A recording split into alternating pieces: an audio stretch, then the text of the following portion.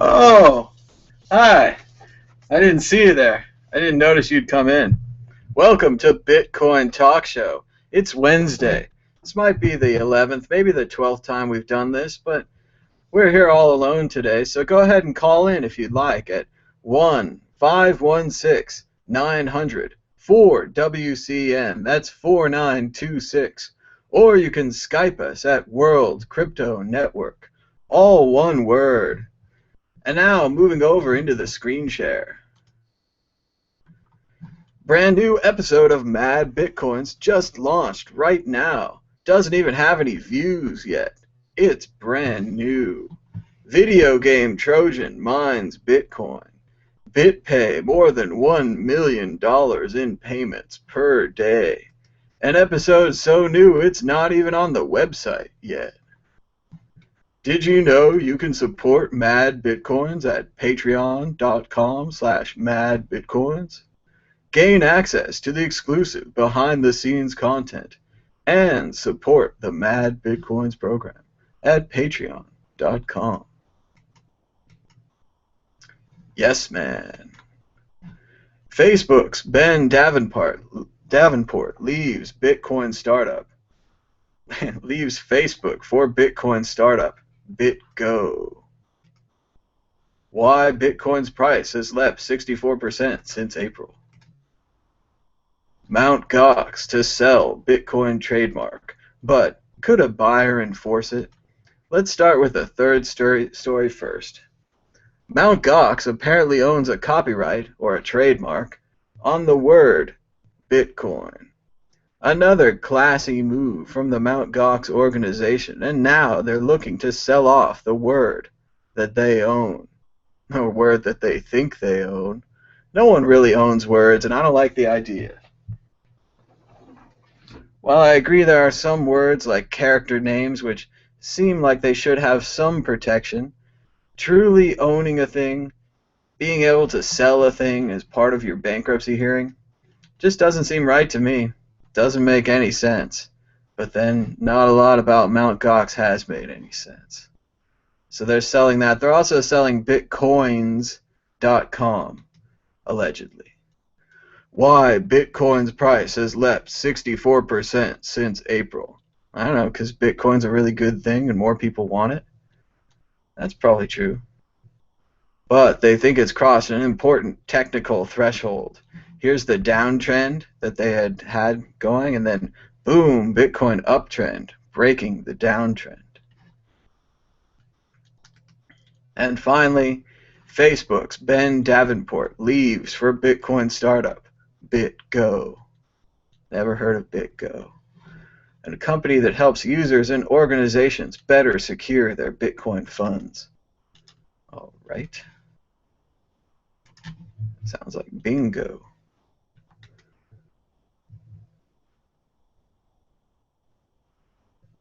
BitGo is one of the first companies to release a multi-signature or multi-sig Bitcoin wallet, a more secure way of storing Bitcoins. Very cool.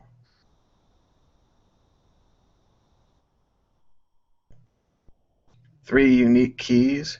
You hold one, there's a second key, and a backup key. Pretty cool.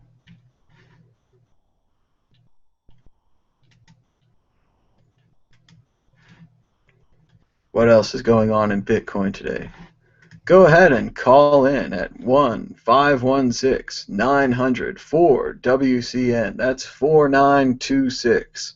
Or Skype World Crypto Network. And since there's nobody here, and there's nobody calling in, and there's no questions, and I don't think there's even anybody talking to me on Twitter, we're just going to move on to our topic of the day. The topic of the day on Bitcoin Talk Show. Let's see, anyone tweeting anything? No, no tweets. Is Yes Man. Yes Man, the Jim Carrey movie. Let me check the year. It's 2008. Wow, it's a recent movie.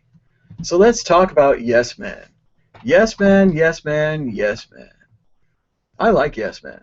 I think it's a positive movie. When I watch it, I feel better. I agree that it does satire self-help groups like The Secret and other messages, but at the same time, it says that you have to go out there and do things. You have to say yes to life, although it's a bit of a overstatement in the movie.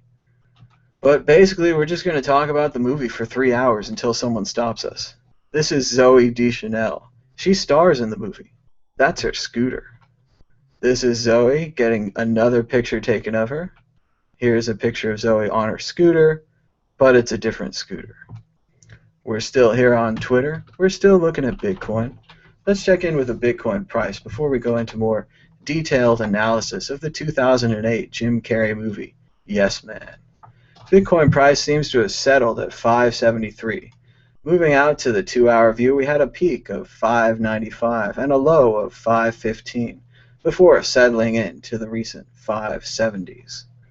Pulling out some more, we appear to be on that uptrend, like they said at the bottom of the chart. As I said earlier, a cup formation started to form, and the price went back up.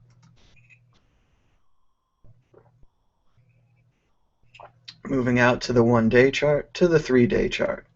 On the 3-day, you can see all the way back to the 1163 top and the 226 bottom before the great rise.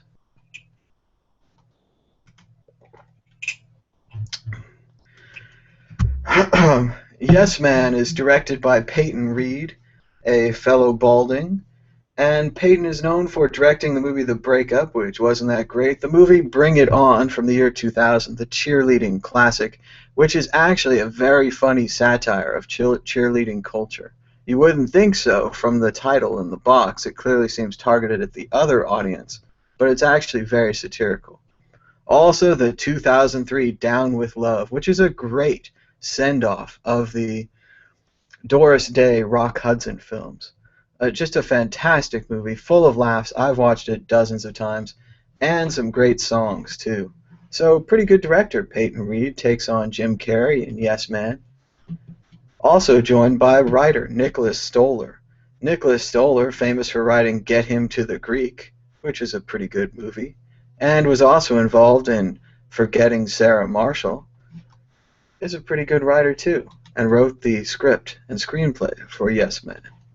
The Yes Man screenplay was also joined by famous Jim Carrey collaborator Jared Paul, who worked with Jim Carrey in the 1997 movie Liar Liar. Also not a bad movie about the ability of a man to lie constantly and when he has to stop.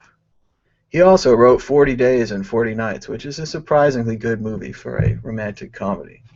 He was joined by Andrew Mogul, who hasn't done very much beyond the 2011 Alan Gregory Show, which was a Jonah Hill project, I believe. I believe he was the main voice in the short-lived, poorly rated animated comedy. So a good team, and joined by Danny Wallace. Danny Wallace, the writer of the book, Yes Man.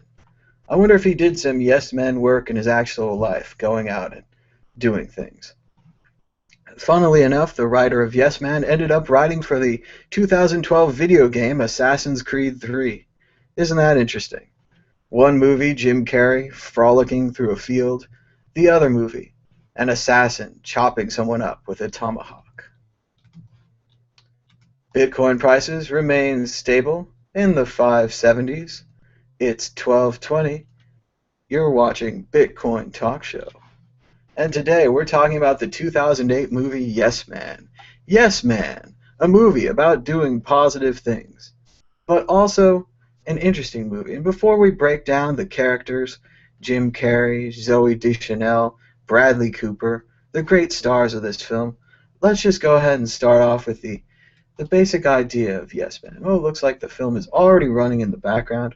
Of course, a running film is a bad film, so we'll just rewind to the beginning. We're going to just show screenshots. What I find interesting about Yes Man, watching it only a few years later, it's 2014, the movie came out in 2008. Someone asked me a question. I have to stop talking about Yes Man.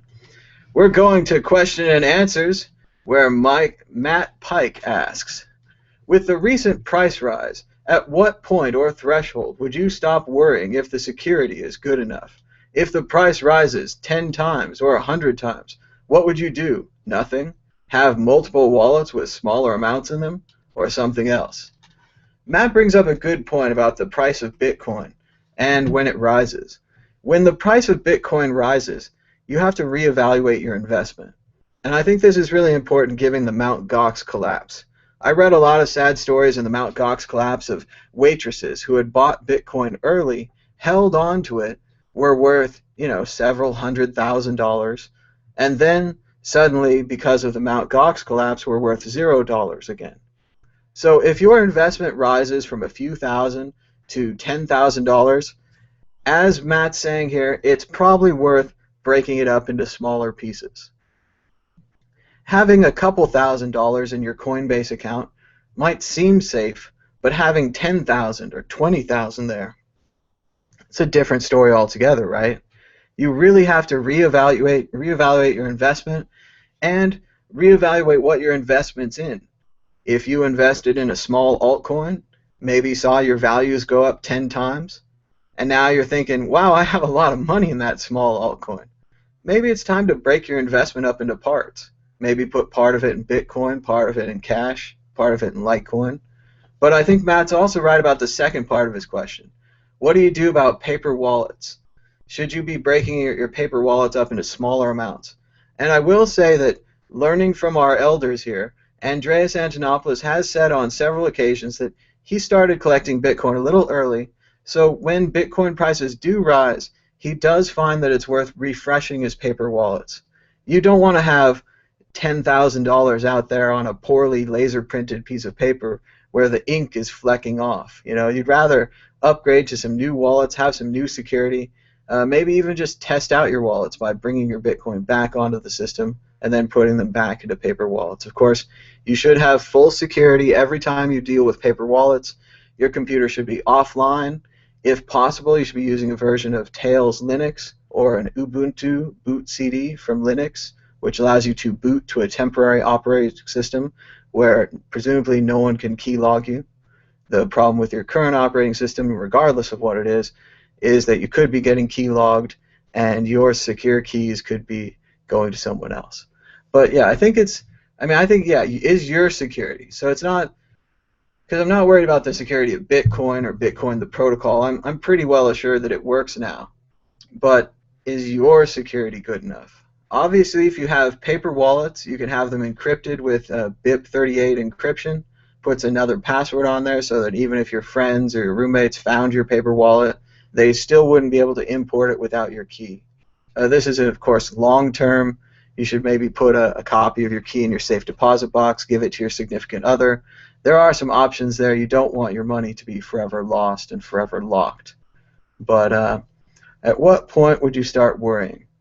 Well, right now we've seen a rise from 350 to 500, but for a lot of us that have been with this game for a while, it's really a rise back to 500. So it feels more like your money has regrown, so it's not really like a huge jump where you feel that security press. But yeah, generally I'd just say break it up into smaller parts, put it on paper wallets. If you don't like your paper wallets, get better paper wallets, have some printed, do the QR code sticker thing, put them on some nice paper. I've seen a lot of paper wallets with plastic bags. I think that's a good idea. Plastic can oftentimes preserve paper. And of course, storing them in a safe place, in a fire safe, underneath your bed, in a dresser drawer, on a bookshelf, at a safe deposit box in a bank, at a friend's house, in the book that they never read. I mean, there's all kinds of places you can stick a paper wallet, underneath a jewelry box. You can tape it to the bottom of anything, really, if it comes down to it. But yeah, when the price goes up some more, you should definitely check your security. I don't know if we're getting there yet. I think if we get up to another $900, if it doubles again, then probably everyone should refresh their security, break it up into smaller amounts. And yeah, always with the altcoins. If you have too much value in altcoins, break it back into Bit. I mean, I like the altcoins, but at a certain point, Bit seems to be the one with the securest future. So even though it's still a gamble to hold Bitcoin, it's not as big a gamble as to hold altcoins, depending on the altcoin. On Twitter, we're still talking about the possibilities for a virtual Bitcoin conference. I'm sure that you guys will all be there for the virtual Bitcoin conference. It'll be very fun to have you online as our guests in the audience, and of course asking questions and talking about it on Twitter. Let's see, can you even see this? Is it not broadcasting? Oh, okay. Well, it looks like it's not going to let me share images from this film. That's probably for the best. I'd rather talk with the graphics of the old screen up anyway. But talking about the movie Yes Man, almost everything in this movie is anachronistic. Even though it's only the year 2008, the very first scene of the film starts off with Jim Carrey in a Blockbuster video renting a DVD movie. He rents a couple. He's also talking on his cell phone. But what's so interesting about his cell phone is that it's not a smartphone. Even though this is 2008, Jim Carrey still has kind of a Nokia variant. His friends seem to have Nokia variants. It's this very strange time right before the iPhone, but still Blockbuster was around. So after failing to rent a movie at Blockbuster, he has to go out hang out with his friends, but then he leaves and he has to take his Blockbuster bag with him. Ah, the Blockbuster bag. How many times did you have movies in a bag, go somewhere, and then go somewhere else and bring the movies with you? What a world where you physically carried around the media that you were going to enjoy. I remember one time they used to have a video store day where you could rent as many movies as you want as long as you returned them that same day. Really dusted off the shelves.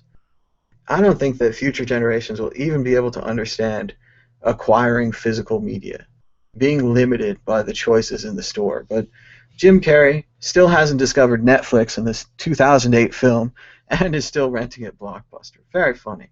Jim Carrey also works at a bank. What an anachronism, a bank. Talk about something we don't need today with the advent of Bitcoin, the rise of cryptocurrencies. Jim Carrey works in a bank with a goofy Englishman who at first he doesn't really like and he can't seem to get along with and have a fun time with, but eventually, as part of his yes man training, he relaxes and gets to like the gentleman, and they have a good time together. This is also a good movie because Jim Carrey acts like a normal person. Now, I've said before that the first 15 minutes of The Mask are probably some of Jim Carrey's best work because he really focuses in and acts normal. Now, obviously, that's changed with Eternal Sunshine of the Spotless Mind and Truman Show, some of Jim Carrey's other works where he mainly keeps it together and doesn't go wacky, but he's a very good actor when he's not completely losing his mind. And when he's completely losing his mind, he's a very good comedian. So it's very tough to take which side of the Jim Carrey you'd like. Of course, most movies try to mix in a little of both Jim Carreys to serve both fan bases. And Yes Man is no different, with many opportunities for Jim Carrey to showcase his rubber face and his comedic acting ability. But early in the film, he's pretty much playing it tight, playing it straight. He's a very unhappy man who sits at home watching videos and goes to work. It's a good lesson for everyone. Then suddenly, an employee from the past comes onto the scene, a character actor who once played David Letterman in the film The Late Shift, and is now mainly in some commercials, is what I kind of recognize him from. But can't seem to find his name on the list.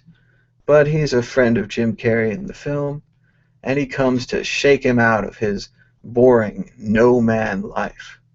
He does this by throwing a rock through the window of the bank. The bank, by the way, is named La Brea Federal. And of course, if you live in LA, you know that La Brea refers to La Brea tar pits, which are a famous tar pit where woolly mammoth and saber-toothed tiger were caught in the goo, their skeletons preserved underneath the tar.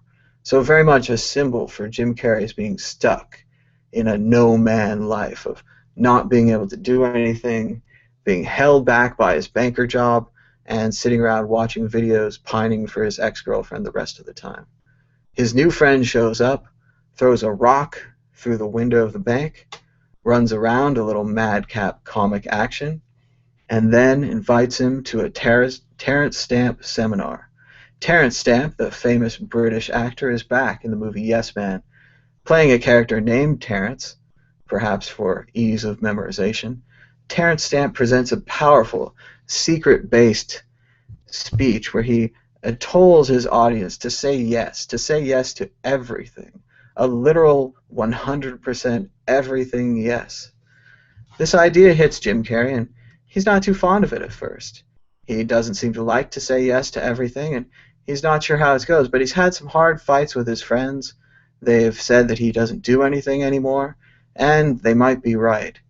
Terrence Stamp runs down the aisle towards Jim Carrey and enters into a covenant with him, a sacred and holy deal where they agree to say yes to everything in their lives.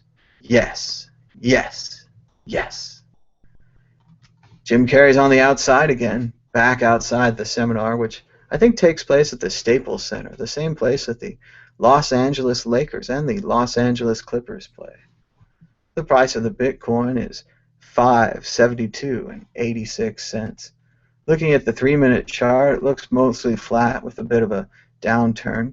Looking at the 30-minute, we're bouncing up and down, currently on a bit of a down. Going back to the hour, and you see we had a big range from 595 all the way down to 550, and now settled right pretty much in the middle of that, in the 570s. Going back to Yes Man, they're at the Staples Center, and the first test of the Yes Man philosophy comes as a homeless man asks for a ride to Elysian Fields.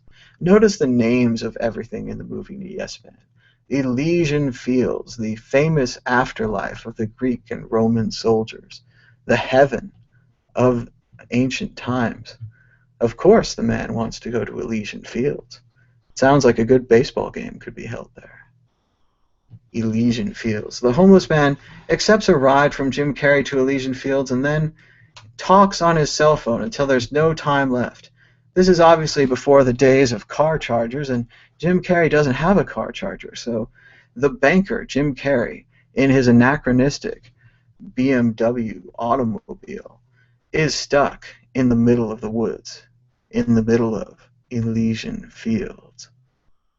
A short walk where he complains all the way takes Jim Carrey to a gas station. With only a gas can and his whining complaining, he somehow attracts the attention of Zooey Deschanel, who's out in the middle of the night, wearing a powder blue helmet with large eyes on top. She's carrying a Polaroid camera, another anachronism in the film. I believe this is one of Polaroid's comeback cameras, where the camera would instantly print, not develop, print, a photo for you from the camera. It's a really neat idea, but try finding film for them now. A complete failure, the Polaroid camera. It looks like a giant box in Zoe's hand. What's she doing with that giant camera, you say? Why doesn't she just use her iPhone? Once again, the characters of this film don't have iPhones yet, still using the older, bulky Nokia models. Jim Carrey impresses Zoe with his negative attitude and his third-person description of his troubles, and gives him a ride back to his car. The ride on the back of the motor scooter is exhilarating for Jim Carrey, the no man. He sees the possibilities of saying yes, and of course, he sees the possibilities of Zooey Deschanel, her brown hair and bright blue eyes. They arrive back at the car, and Jim Carrey continues saying things that he wants to happen out loud, only not using the secret, more using the negative, whiny, complainy aspect of Jim Carrey. He says, hey, maybe we should make out. And then she does. She takes back her powder blue helmet, hops on her scooter, and flies away. Jim Carrey is unknown if he'll ever see her again. But fortunately, this is a movie, so it all works out. Jim Carrey is now convinced on the yes man philosophy and begins his next day saying yes to everything.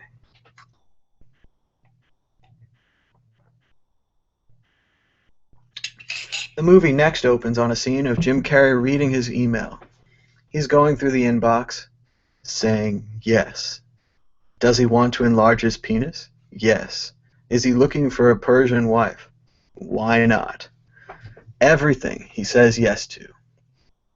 And this is where it starts to influence his business. As I said before, Jim Carrey's a banker. He's a loan officer, actually. So he really does say no to people all the time. He looks at their business plan, and he makes a determination as to whether or not he should risk the bank's money on their business. And then he says no, because really you shouldn't risk the bank's money on anybody's business unless they're putting toxic assets in boxes and selling them.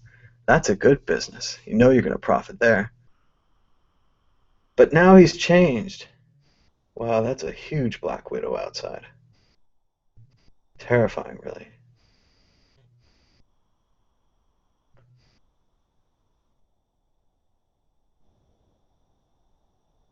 It's about the biggest spider I've ever seen in California, not in captivity. And I think it just ate a giant mosquito or something. Very strange things going on outside my room, but I'm protected by a pane of glass, so I'm going to let the spider be for now. After saying yes to everything in his inbox, Jim Carrey begins saying yes to his friends. He hangs out with them late into the night and drinks and drinks and drinks. His friends have an especially good time giving him Tabasco sauce and making him drink that. Friends like these, huh, dude? But back to the lending. Jim Carrey, the character, discovers micro-lending, like Kiva, a very neat idea in 2008 and way ahead of the film. By giving out loans to everyone who asks, Jim Carrey transforms the bank and creates a place where people are happy to go. The banker even says, I couldn't believe it, people were paying the loans back because they were so happy to have their needs met. They said the bank doesn't usually do $200 loans or loans to get a motorcycle or that kind of thing, but with Jim Carrey's say yes policy, he really turns the bank around. It's much like Kiva. There's also a great scene where the banker says, at first, I thought you were ripping off the company. God knows I would. And Jim Carrey's taken aback because he had no intentions of ripping off the company. It really shows the different kind of person that Jim Carrey and his British friend are from the banker. The banker is in a position of power. He is golfing for the company. He has a rich suit, rich car. But at the same time, he's in the position of power where, of course, he would rip off the bank. He's in an assumption world of negativity where everyone would rip off the bank. Everyone is an enemy of the bank. Whereas Jim Carrey, with his yes-first philosophy, is a completely different kind of person. So it's interesting to see them contrasted, even briefly in that one scene. And in the second scene where Jim Carrey is jumping off a bridge and the banker is just golfing and torturing his poor caddy, who's a young, poor man. Jim Carrey says no. At some point in the movie, Jim Carrey says no. Actually, he says no to an old woman that's going to do something to him that he doesn't want done. He's instantly attacked by a dog and falls down a flight of stairs. Jim Carrey then goes back to saying yes. Saying yes really works out. He orders everything offline. He says yes to all of the Girl Scout cookies. He gets guitar lessons. He signs up to help the homeless and even learns how to fly a plane. And through it all, he ends up finding a flyer for a music show. A music show that just happens to feature Zooey Deschanel. Zoe's got a great band. If you really want to talk about great things in this film, talk about Zoe's band. Talk about the music of Zooey Deschanel. Her band has about 6 fans, and she names them by name at the beginning of the show. Thank you to Joey, Rodrigo, Michelle, Vanessa, and Montego. There's only 6 people that come, and they come every week. This is very funny. Her band has her first blindfolded when she comes out to add to the joy of Jim Carrey discovering that somehow he is lucked back in to the heart of his lady love. They then perform several strange electronica mixed rock songs showing that Zoe had a hard time and trouble with men in the past. She needs someone like Jim Carrey to turn it around. They get together and start doing things. This is where more anachronisms come in. Zoe leads, this is going to take you there. Zoe leads a early morning jogging and photography class. Going back to her Polaroid camera, which is clearly product placement in the film. There's no end to the product placement in this film. I'm going to talk about Red Bull in a minute. But, yeah, I didn't get paid for that one. But, boy, do they get paid every time they mention it. Zoe's large Polaroid camera comes with a hand strap, perhaps inspiring you to take this giant box with you when you go running and filming, which is something she's into, creating admittedly blurry pictures. But look at the rest of her running and filming crew. They all have large cameras too. Not a single one of them has opted for a camera phone. And look at how this compares with our normal lives these days. These days, you take your iPhone running with you to track your location on Runkeeper, to track your miles, your minutes, your time, to keep everything going. Back then, they took a camera with them to put an image on film that they would someday develop and then see if it looked good. With a camera phone today, you can actually see the image. You could email it to someone right there from the road. Yet this movie's only from 2008. It's only 6 years old. It shouldn't be that old, but it is. Jim Carrey's also wearing a yellow necklace around his head because he's just come back from a rave. Hence the Red Bull, which is clearly a sponsor, and they let it go on way too long, mentioning the name over and over again as Jim Carrey relapses into his classic Ace Ventura comedic profile, losing his normal guy character for a few minutes, perhaps due to the Red Bull. Jim Carrey then continues to go on a series of dates with Zoe, including a Harry Potter costume party at their British friend's house, and later a This Is Sparta 300 party. Again, dating the film into its references of the day. Harry Potter now almost disappeared, and the 300 replaced by several sequels. Which, by the way, I'm glad they're finally making movies out of ancient Greece. I thought there's a lot of great stories there, a lot of great drama. They haven't made any great movies yet, unfortunately, despite the quality source material, but they are at least trying. And Pompeii, although it's probably not much of a story, looks like a heck of a good volcanic explosion, if you ask me. Jim Carrey's skills come together in the second half of this film like a Bond film. He learns Korean, and then runs into a wedding coordinator, who speaks Korean. He's perfectly able to interface her and turn her to his side. Then, almost immediately after that, because it's the very next scene, he talks a man from jumping off a roof by playing him I believe it's a Third Eye Blind song, or some other song like that, but it's like Step Back from the Ledge, My Friend, an anti-suicide song. So he has been learning things through his quest to say yes. He then goes on a spontaneous vacation with Zooey Deschanel to Lincoln, Nebraska. They choose the very first place that an airplane was flying to. Now this is a bit realistic because in 2008, it'd be tough to just get a plane somewhere, especially after all the changes in the laws, but they still managed to walk right up to the gate no problem. Of course, they do get added to an FBI watch list, but we'll get to that later. The couple flies to Lincoln, Nebraska, and this is where, again, the positive message of the film comes through. There doesn't seem to be a lot to do in Lincoln, Nebraska. I've never been there.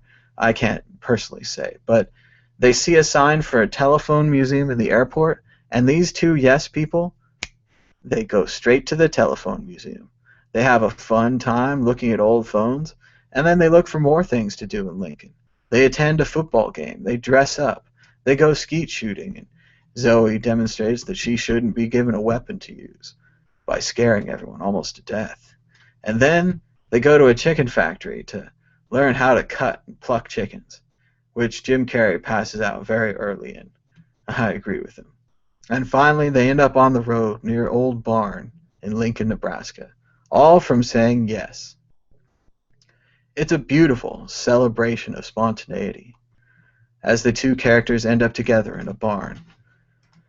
But then it all goes wrong. The Department of Homeland Security shows up and ruins things for the yes man. They charted his behavior and found out that by saying yes to everything, he became a deviant. He created an unknown and strange pattern that they couldn't understand, and they have to stop him because he could be an enemy. By stopping Jim Carrey, they also exposed to his girlfriend that he's been saying yes to everything. And I do mean everything. At one point, she asks him to move in together. He pauses, but then says yes. She's now mad at him and won't see him again. And, more importantly, She now knows that he'll do whatever she says. She tells him to go further away. She tells him to run away. She tells him to jump off a bridge. And he does. But he wears a bungee cord, so he lives. The movie then gets sad. Will Jim Carrey be able to get back together with Zooey Deschanel, his lady love, his yes girl? He keeps learning how to fly a plane, but it doesn't seem to matter. He's promoted at the bank and unfortunately has to close branches, firing his British friend, who's now dressed in a full Spartan costume. He's got everything but the six-pack. The six-pack is hard to get. He arranges a wedding shower for his friend, Bradley Cooper. Did I mention this movie has Bradley Cooper from before he was famous, back when he was still a small character actor? Cooper is the second star of the film, along with that guy from that '70s show with the curly hair. He's good too, playing Jim Carrey's friend, who also takes advantage of knowing that he'll say yes to everything. Jim Carrey also hooks up his British friend with his Korean-speaking friend, again showing that all the ends tie up. That's why it's a good movie. The supporting cast is funny. All the ends tie up. It all comes together. It's surprisingly symmetrical for a little basic romantic comedy. Bradley Cooper is getting married at the end. His friend hooks up with their very strange old lady room neighbor. And Jim Carrey's old girlfriend comes back to him and comes on to him. And he says no. And then it goes wrong. When he says no, the universe is angry at him again. And Jim Carrey almost gets stuck in an elevator. Then he goes to find Terrence Stamp, the creator of the Covenant, to beg his way out of the deal, to let him free. Stamp says, of course, there was no covenant. And you're not supposed to say yes to everything. You're only supposed to say yes to good things. It's more about being open-minded, being open to new situations. Jim Carrey tries to learn this, but still really wants to say yes to everything. Most importantly, he wants to say yes to Zooey Deschanel. He borrows a motorcycle from his friend, the male nurse, who got to buy the motorcycle because Jim Carrey was giving loans to anyone. More product placement as they say the name of the motorcycle a dozen times. And he runs there using more quality music. This movie has lots of hits from the 90s, although for this one they use a hit from the 80s to take him over there. It's a journey, separate ways. And boy, do they put it on loud during the movie. This is where the movie kind of leaves reality and goes on a flight of fancy as Jim Carrey rides the back wheel of the motorcycle and the front wheel of the motorcycle. It does a variety of tricks. It's a little unreal. But he's on his way to save Zooey. Zoe's still running around the mountains with her photography, and finally they give the photographer something to shoot. A couple in love with the streets of L.A. all below them from Griffith Observatory in Los Angeles. A beautiful ending to a beautiful film. And finally, in the credits scene, Jim Carrey convinces the entire audience of the Yes Men seminar to give him their clothes, which he donates to the homeless. Terrence Stamp comes back to his seminar to find an entirely naked audience, reminding one of that joke about trying to picture the audience naked, which to Terrence Stamp actually happens, because his Yes Men people were too simplistic. They said yes to everything. And finally, at the end of the film in the credits, Jim Carrey demonstrates yet another invention that he said yes to in the film when he was giving away the loans. He demonstrates a rollerblading suit that you lay down on and can go down mountains with in a triumphant closing scene. This is the Jim Carrey movie Yes Man, 2008. And now we're joined by Jan Irving, who probably doesn't want to talk about Jim Carrey movies, but I'm ready to keep going with character analysis and breaking down the individual characters of the film if no one calls in or no one wants to talk Bitcoin. You could call in at 1-516-900-4WCN. That's 4926. Or you could Skype us at World Crypto Network. That's all one word. I just talked about Yes Man for a complete hour. I analyzed every scene of the film without breaking copyright. An impressive, impressive feat. Truly. Who else has been with you here, Tom? Huh? Who else has been in this morning? Nobody. This is all Oh, me. I have all I've been doing is the Bitcoin price. I did some stories on CoinDesk, but mainly I just wanted to talk about Yes Man. I just wanted to talk about Jim Carrey and his slight parody of The Secret, the ability to say yes to things, and I don't know. I guess I'll talk about the metaphysical aspects of it now, the deeper meanings, the themes, saying yes, saying no. But that's what I was interested in today. So I I moved it did, over there. I did an interesting show again. Just mentioned The Secret, right? Hmm. I did an interesting show a few years ago with this woman, Dr. Barbara Ehrenreich, and she wrote a book called Bright-Sided: How the Relentless Promotion of Positive Thinking is Undermining America. And one of the books that she breaks down is The Secret, and just kind of exposes this whole yes or positive thinking mentality. But I'm not sure where you were going with it, so. Well, I'm not totally opposed to it. I mean, I agree. It's not all The Secret or positive thinking. It's action, right? You have to do things. But if you think about some stuff, make a big list, and then start doing things, whatever motivates you to start doing things, the catalyst for action. Yeah. I'm in Well, favor but of that. The So. Secret is just like sitting on a pillow meditating that you want some material object and then go buying it on your credit card, you know? See, and I think it works for that, and that's why I like the movie Yes. Like when I watch The Secret, I do go out shopping. I'm like, I can Yeah, but improve my I mean, life. I can buy things, you know? it's like the whole issue, though. I mean, this Dr. Barbara Ehrenreich, she actually tied it to a big part of the financial meltdown in 2008, because people, instead of actually getting things that they need, thinking it through logically, why do they need it? Oh, look at this $3,000 purse. I'm just going to buy it just because The Secret says so. I mean, it's just gets into this silly nonsense, really. But that's a whole other topic. If people want to check it out on my show, they can listen to the whole Barbara Ehrenreich episode. It's called Bright-Sided. It's under the Trivium Studies section, so it's free. And that's on gnosticmedia.com. Right. Yeah, in fact, if you want, I'll post the link in the chat group. I don't know if it'll do any good. I could put it out to Twitter or something, but the chat's just you and me right now. So. Okay. But it's an interesting idea. I like the idea that it causes the entire economy to collapse. That's fascinating. I think he really does a good breakdown of it, and we've kind of been exposing the whole positive thinking meme for several years now, and how it's kind of a lot of it is really used to get people in this sort of off-balanced mindset. And instead of critical balance thinking, you're just positive thinking. Instead of looking at the facts, you dismiss anything that's so-called negative, without ever considering how you could know if something's positive or negative before you've studied it, right?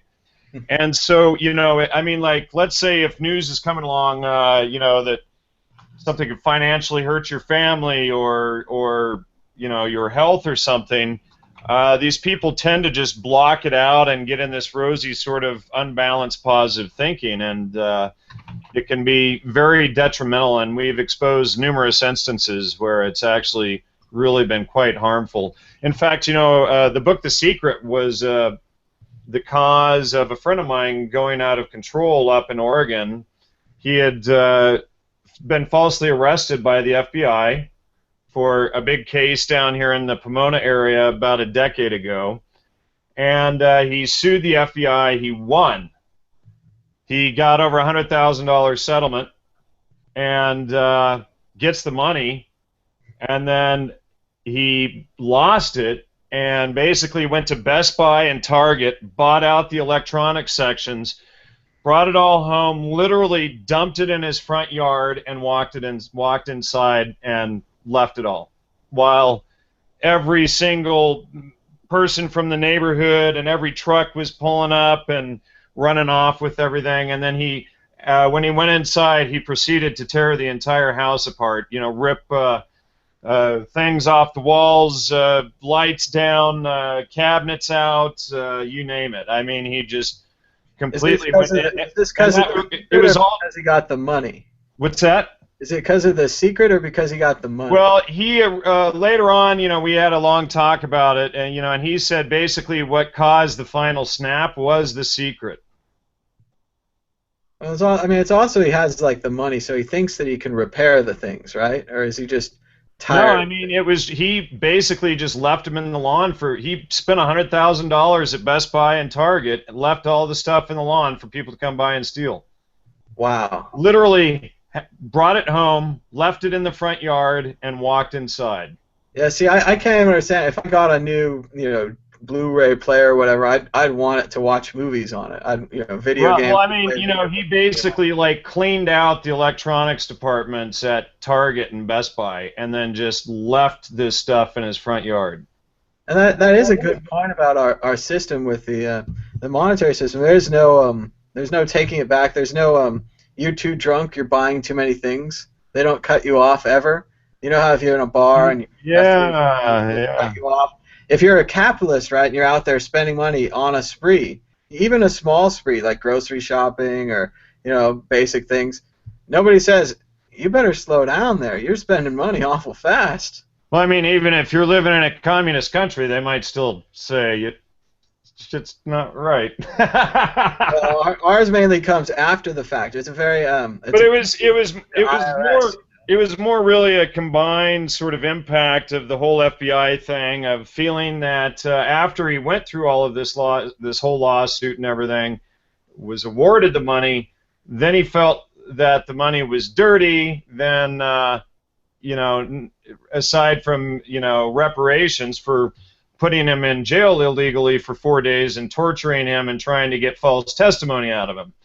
And so then he sees The Secret, and it was my mistake for sending it to him, and promptly upon finishing it was when he went nuts.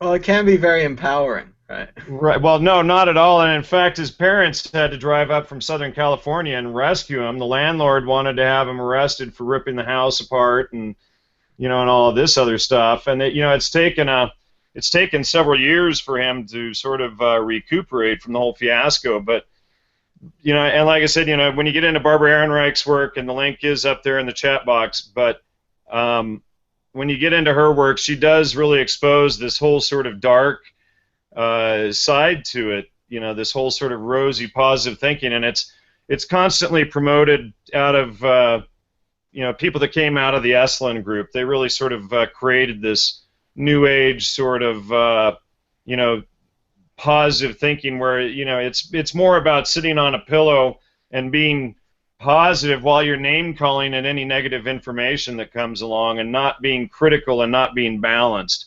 And so that's really the key. But I don't know, like I guess you kind of gave me a brief synopsis, but you kind of were maybe going the other direction with it.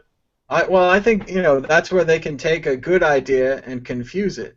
Like, you need to have a positive attitude. If you don't have some kind of that, nothing's going to happen. Like, you're just going to do nothing and nothing's going to happen. Like, you have to have some kind of belief to do a thing. Well, let me ask you this: was some Satoshi Nakamoto, quote unquote, was he in a positive, happy mood when he created Bitcoin after they took his house and all of that stuff after the financial collapse in 2008? Or was it because he was angry and upset at the situation that he decided to take action and do something about it? It mainly comes to the second part of what you said about taking action, because action comes before motivation. So if you ever start something, it's difficult to get started, you think about it, you plan it all out. When you actually dive in and start doing it, it becomes easier to do the thing, because by taking action, you become motivated. It doesn't happen the other way around. Yeah, so. Well, and that's just always the case. But in my opinion, like Bright-Sighted and these things, they're really about taking the action out and just, visualizing all of this stuff, like these, corporate... And I disagree with that, and it all comes back to what is the actual foundation of these people. I was talking to Chris Ellis, and we got down to the basic thing that's written in Delphi, know thyself.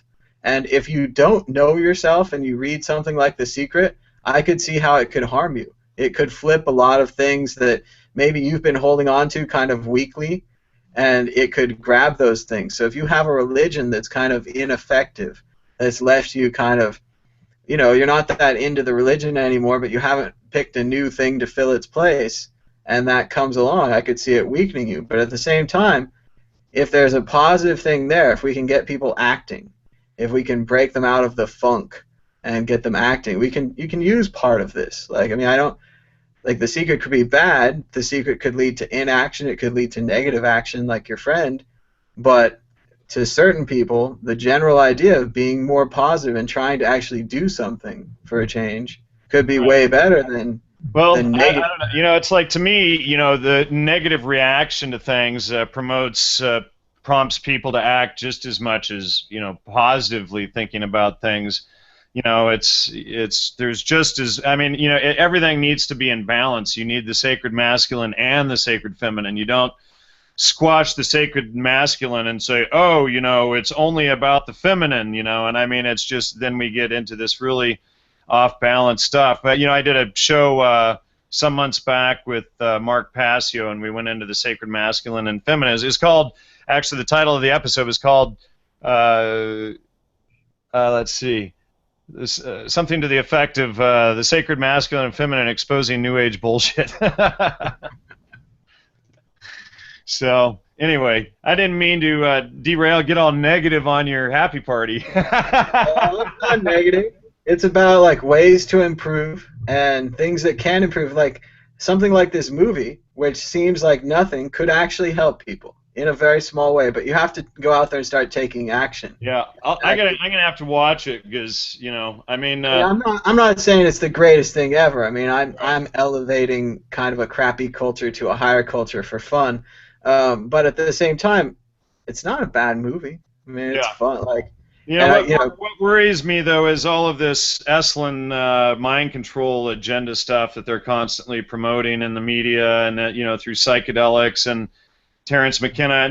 It's just about being this rosy, sort of phony positive. Don't investigate. Don't trust your five senses to look things up. Don't, you just don't bother with even looking at things when, in reality, we should always be checking all of the information that we're dealing with before we make a decision, not positive or negative, but, dealing with the information on a case-by-case basis. And once we bring in all of the data, we process out the fallacies and the contradictions, then we can make, rational, sound decisions, and then we're not, perpetually putting ourselves in a place where we're emotionally distraught or beaten down because of our potentially because of our own bad decision-making processes, right? So I think if we fix people's ability to bring in data and process it and make valid decisions, that would be far more effective than teaching, say, this positive thinking movement. In the New Age and psychedelic community, and of course I'm an ethnobotanist, ethnomycologist, I've written on these subjects for years, but the New Age and psychedelic community are rampant with this attitude. And what's really funny is, like, these positive thinking people, whenever you put out, like, serious research, they're always the first to come screaming at you and name call at you, like, you're this and that, and just name calling and attacking and all this weird stuff. And it's like, but I thought you were, like, positive and spiritually enlightened, They seem to lack a moral flexibility with that. They can't really discuss things out of certain bounds. And that's exactly right. And so that's really key, and that's why I'm very leery of the promotion of the positive thinking type of movement, That's why it's a good movie, because it has both a negative and an aspect to that. Towards the end, some positive thinkers literally get talked out of their clothes. If you want to get active, drink some bulletproof coffee every morning. Yeah, I got some tea. It's all right. Those people in your audience who know of bulletproof coffee, they'll be like, woo right now. They'll be like, yeah, he knows. You doing the cold brewing coffee? No, this one's hot. I mean, but we've done the cold also. But 3 ounces of butter in my coffee every morning. Butter? Oh yeah. When you try it, you'll never go back. You know, people put cream and sugar in their coffee and stuff, but butter sweetens it. It gives you enough fat to power you through, 5, 6 hours of the day. There's no come down. There's no carbos to make you sick and fat and lazy, and it just powers you. For the last 40 years, they put out all of this, low fat, low cholesterol propaganda, and now that's, we've known and we've been putting this information out for years, but now it's just now hitting the mainstream media that the low fat diet was a big sham. Just 2 weeks ago, it hit the Wall Street Journal. So, mainstream science is finally starting to admit that low fat diet was really bad and really dangerous. And in fact, that's really one of the primary causes of where we're getting obesity today is all the low-fat diet and then high carbo intake. And so, the body has to have the fats to process the foods and the vegetables, and no fats, you cause havoc on the system. Oh yeah, we're way off topic from Bitcoin. We can stick with it, though. I mean, well, we just have to check in. The price of Bitcoin is $572. There we go. Damn! Really? Yeah, it's doing pretty good. I just, yeah, cool. You know what? I got a rig in the other room I should go fix. There it is. All the miners are getting back into the game now. Oh, I hadn't gotten out of the game. It's just, keeping them running. I had a couple of cards go down, and it was the damn thing was running perfectly for 3 or 4 weeks. I didn't touch it. Yeah. In fact, I hadn't even gone in and moved it in so long, I started forgetting all the controls and settings and stuff, And so I got the cards back from RMA, and I shut the system down to put the cards in, and it's been down for like 4 days. So. Yeah, it's interesting stuff about the low-fat diet. I mean, I mainly, I try to avoid carbs if I can. They're definitely the best thing. I went vegetarian for a while, but really all I ate were carbohydrates. Yeah, well, I was vegetarian for 12 years, and it almost killed me. I was in and out of the hospital for most of the time. And then when I went back to a high-fat diet and got totally off of the grains was when my health really started rebuilding. But there's more and more information coming out about celiac disease, about wheat, and it's not just celiac. Like all of the bad LDL cholesterol comes from wheat, but they tell us it's from meat and from dairy. It's not from meat and dairy at all. It's from wheat. Now, how did this all change so quickly? Because I recall not too long ago, wheat bread was good for you. Well, it was bad, right? Well, see, what happened was it really changed like this in the 1930s, and they kind of sold this idea to us in this food pyramid nonsense. But, people would break bread in the Bible and stuff, but bread, you didn't have a bowl of it for cereal, or a bowl of cereal in the morning for breakfast, a sandwich, a burger at lunch, pizza, lasagna, spaghetti or something at dinner. You do this 3 times a day for, 30, 40 years, you're going to have heart disease and lots of other problems. But, the origins of this mess is, another issue. There's a very good documentary called The Oiling of America by Sally Fallon, and she goes into the actual documentation of who done it and how they covered it up and that sort of thing. But the bad cholesterol was always in the wheat and the grains. And you have to think about people's motives then. If it was known since the 1930s that wheat had the bad cholesterol and meat didn't, what was the purpose for flipping the two and then promoting that wheat was good and meat was bad? And so, aside from the celiac disease, there's the LDL cholesterol that grains have. 2 slices of bread is equivalent to about a tablespoon of sugar. So then we have diabetes. Wheat acts on various nerve centers in the brain and has been shown to lead to schizophrenia. Others have suggested that with the ties to stomach problems with it, that it may also be linked to autism. It's also been linked to psoriasis, eczema, acne, and all other kinds of skin problems. And then you go to the doctor, and they constantly tell you, oh, well, you need to cut back on the meat. You need to, and you're getting fatter and fatter and fatter and more unhealthy. And they're saying, you need to eat less meat and less meat and less fat and less fat, but you need to eat more of those healthy grains. And meanwhile, for the last 40, 50 years, people have gotten bigger and bigger and more unhealthy. And you go to Europe where they eat lots of meat, lots of fats and things, and people are far healthier, far more slender. And I remember when I was a kid, you hardly ever saw overweight people. Now you hardly ever don't see them. And, you know, this is the constant rhetoric being pushed by the doctors and media to eat the grains, to cut back on the meats and the fats. And this has been the most detrimental, it's had the most detrimental impact on health probably ever in history. But it's totally backwards. And then on top of, like, you know, you have the bad LDL cholesterol. So if you eat a lot of vegetable oils instead of the saturated fats, the vegetable oils are new inventions. They cause tears in the arteries. And then when you're low on cholesterol, when you don't have enough HDL, the body utilizes the LDL to repair the damage in the arteries, which then leads to heart disease and heart attack. So, you know, and then there's mycotoxins and all of these other issues that are related to wheat and grains that are a whole other issue, you know. So what am I going to eat for breakfast, though? I want to have peanut butter bread. You're saying bread's out.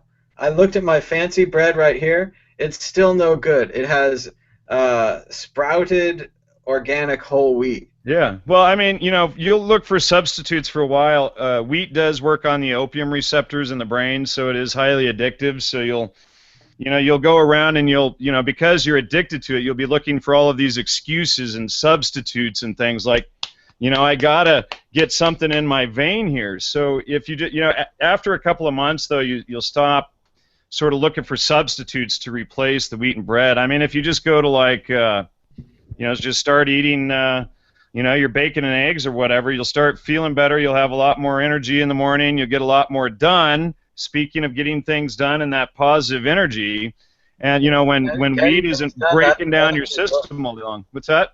Getting Things Done, another good book, GTD. Is Getting Things Done, Alan? Yeah.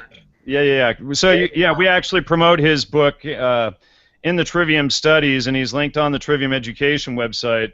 And Richard Grove out in Connecticut has done an interview series with him relating to the Trivium as well.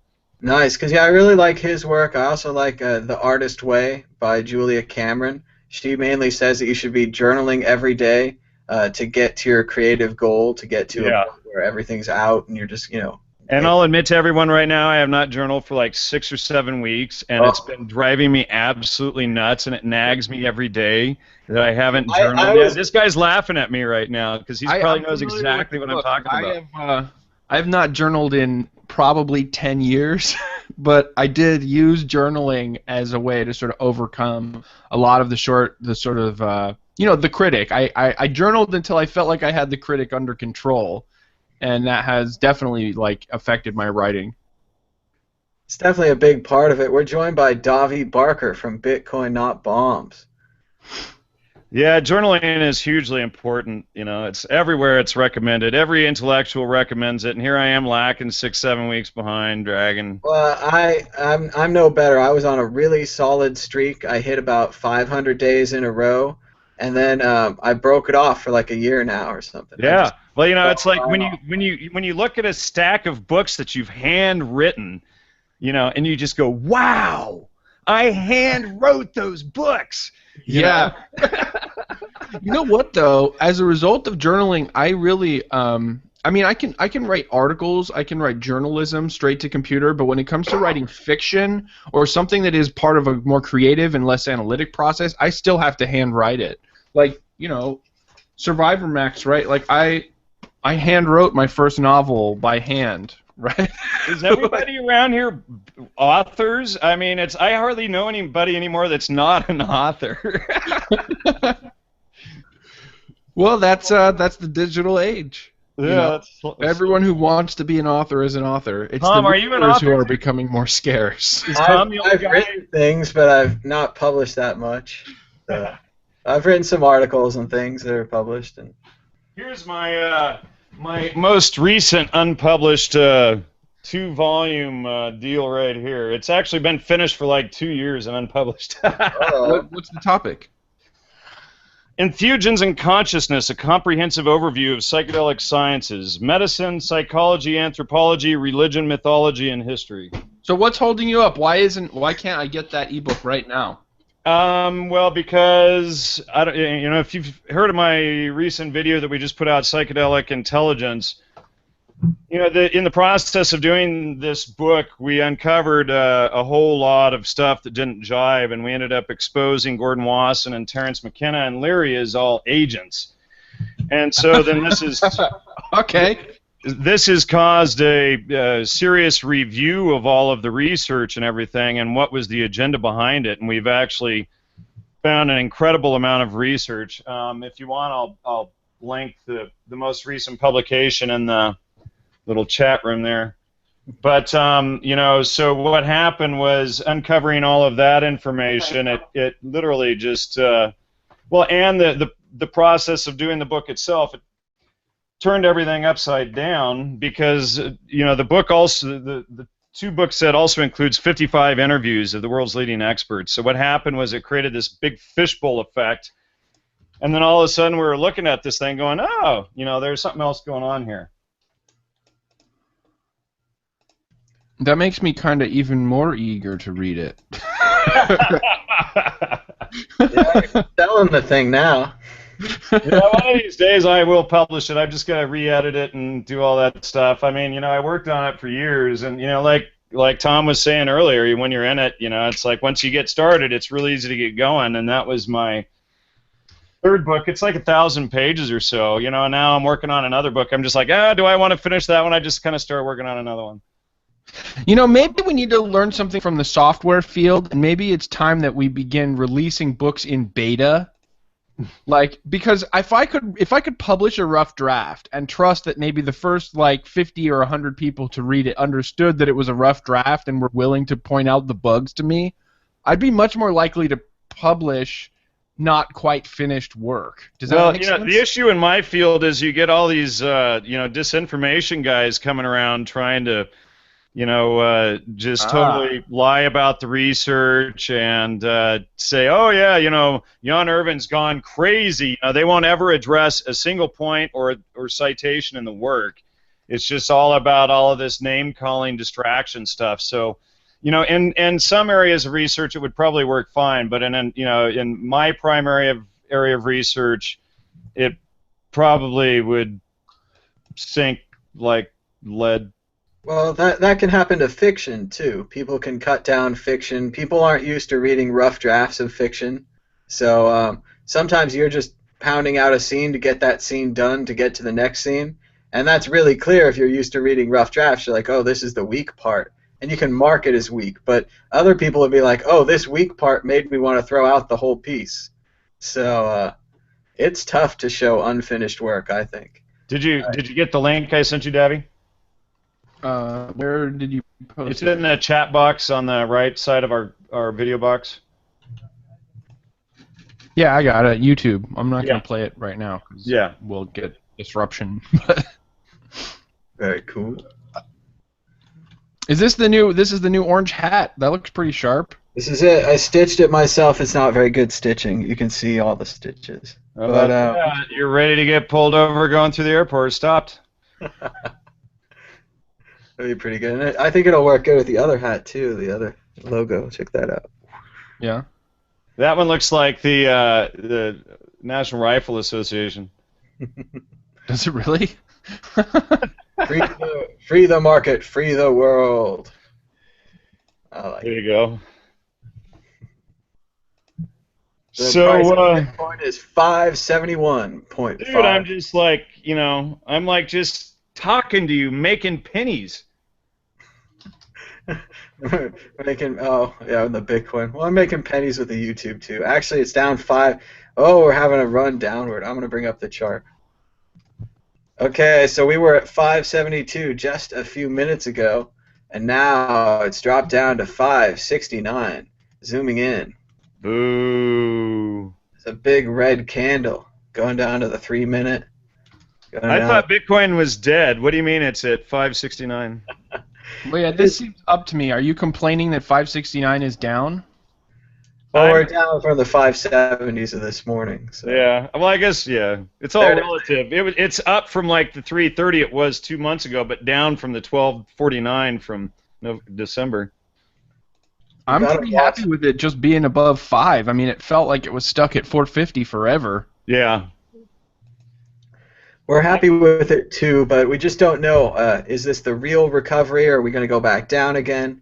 Looking right here, you can see that we're trending back up. Looking on the absolute longest term that we've got, the orange line is still cool. Blue line's down below, and we're peaking up to the top of the average line right there. So what is your educated prediction, Mad Bitcoins? Well, I've been wrong every single time, so it's always best to bet the opposite of what I say.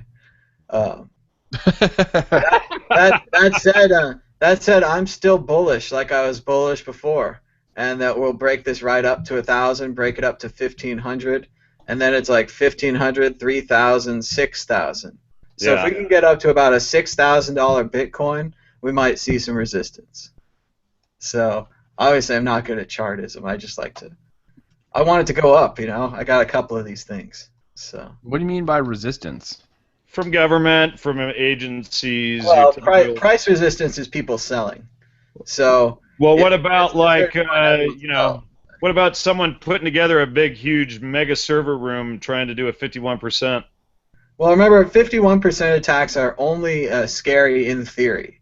In actual practice, if you look at it, you've got two blockchains, right?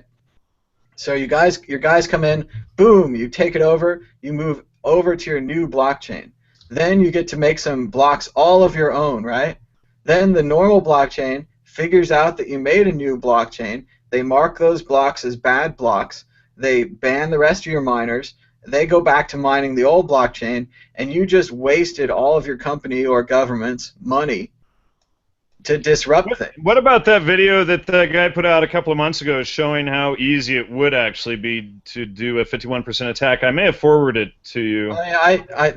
The best technical guy that I spoke to is Andreas, and Andreas says that it's not a big deal at all. He says, as I understand it, all you get with a 51% attack is like one, maybe a handful of fraudulent transactions, and the amount of computer power and money and investment that it takes to actually accomplish such a thing is far more expensive than a handful of fraudulent transactions could ever benefit you. I mean, I guess if it was the perfect day and you wanted to disrupt Bitcoin and it was some very special day for Bitcoin, like you could have a PR disaster that would be bigger than the actual impact of the attack. But to get that much mining power, it's not just a matter of like a computer room anymore. It's way, way, way more than that. It would probably be easier to take over a pool, right? Find one of these pools that's kind of weak, take it over, get everyone in the pool to join your bot. You wouldn't be able to work with a weak pool, would you? You would need, one of the big mega pools. Well, weaken security, strong and hashing power. Gotcha. Okay. So it would have to be, what's that one? It would have to be BTC Guild or one of the other one. Or maybe a couple of them. Maybe you'd need to take both of them over. You'd have to put them together. So. Interesting. Yeah, I finally printed out Christov's book last night, and I was reading more of it again. I had kind of dropped the ball the last couple of weeks trying to get that video out and some of the other stuff. But and then of course I printed out, and it prints it so that the page they're flipping upwards instead of this way, and I couldn't believe it, But Christov will be like, "That's why it's a digital book, man." Well, that goes back to your book, why it's not an ebook yet. You really do have to. I do have one of my books on ebook, yeah. But one of my books has like 170 images, and another book has, because it was an academic book, it's got 145 pages of academic notes in, each page is like in 2 dozen foreign languages. And so to go back through and try to redo that and get all of the right fonts and all of the different languages and in Sumerian and in Hebrew and in Greek and Sanskrit and all of this stuff, it would be just about impossible to pull off. So we decided it was best to republish the book as a whole, how John Allegra wanted it, rather than trying to alter it. We got somebody else. We're joined by Theo, who's still upside down. I think Theo. Where are you, Theo? Brussels? No, I'm in Frankfurt. Frankfurt. See, things like that in Frankfurt. I've been to Frankfurt before. Everything really is upside down like that. Yeah, I still haven't fixed my camera, but I've been busy doing other stuff. You could just turn your camera upside down, right? Or is it like a Well, laptop camera? I could turn my whole laptop upside down, but it's kind of hard to type though. Oh, okay. You can like here. Tell you what. Well, I thought about I could get my binoculars and put it on there. There you go. There it is. Hey, Sympathetic upside downing from Jan. Good. right, exactly. There you go. There. Now it's a little more. Now we're all evened out here. It's 50-50. Right, exactly. Oh, I'm gonna get a headache. But yeah, welcome to the conversation, Theo. We're talking about positive attitudes. We're talking about journaling. We're talking about publishing and ebooks. And the price of Bitcoin is back to 572. So that 569 was a buying opportunity for you hardcore day traders. So. And if you I don't know, sell off all your junk coins last week, sorry. Oh, it's okay. I don't know, 569 to 571. I don't think that would cover your exchange fees. Well, it's percentage based, right? So it's it's 0.2% for example at BTCE, but a buy and a sell, so then it's 0.4%. Very good. So depends on your stack size, right? If you got a big stack, you could roll at 2 points, but you got to be pretty hardcore, I guess. Yeah, you'd have to be. It might not be enough to get your exchange fees. Anyway, I don't know, what were you guys talking about a 51% attack? I think that you guys are right. It's not really worth it to do it. I think that's the whole idea that Satoshi Nakamoto designed it so that it should reward so-called, I guess, positive behavior or honest behavior. Honesty is Satoshi's thing is mainly the system should reward honesty. Exactly, and I think that is pretty much how the 51% attack, kind of doesn't make it as interesting. But I think if someone really just wants to be destructive, then I don't know. I'm not really 100% sure what the potential is. It's an expensive thing to be destructive with. I mean, it would be easier to cut off the networks, attack the infrastructure, EMP type weapons, or just cutting off large mining factories. Like, let's say if you were a miner and your competitors were other large miners and you could cut them off from the internet for a couple hours, maybe you could get some mining advantage during that time. That kind of industrial sabotage. That's a lot more likely, I think. Blockchain too long to readjust? Well, I mean, mainly you want them to not be able to mine. So you just like cut off their factory, and then now the hashing power has gone down. And if you could cut off enough enemy factories, you could have this temporary period of low hashing power where you could maybe make your money back to pay off all the people that you paid to cut off all their factories. Like, that seems like a better plan, even though it's not as...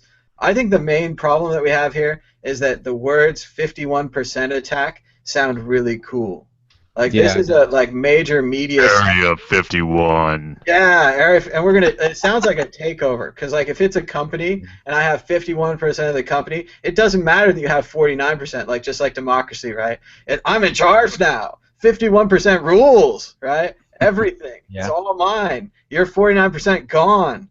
That's what it sounds like. But really, you get, like Davi was saying, you get 51% for a few minutes. You get to double spend a couple of times. Maybe they're really, really, really large double spends, right? Maybe they're really big. And maybe you get to cash it out before you get caught. But once you get caught, the network will disavow those double spends. They'll cut off your mining machines, and they'll just go on the merry way. That's, again, the beauty about Bitcoin is if it is attacked, we can recover. If the dollar bill's attacked, the dollar bill is out there. It's just totally like the dollar bill has been attacked by photocopiers several times. And, well, and who was the first to attack the dollar? I mean, the British set up ships right outside of Boston Harbor with printing presses on them. So the British were the first forfeiters. Counterfeit bills were really popular back in the day. If this is what people are worried about, I wonder what they think protects democracy from a 51% attack. Well, it's already there. It's already like in the 2000s. Yeah, I mean, we're way past 51% attack, man. We're like borderline sliding into the gulags in Russia as they massacre 150 million people.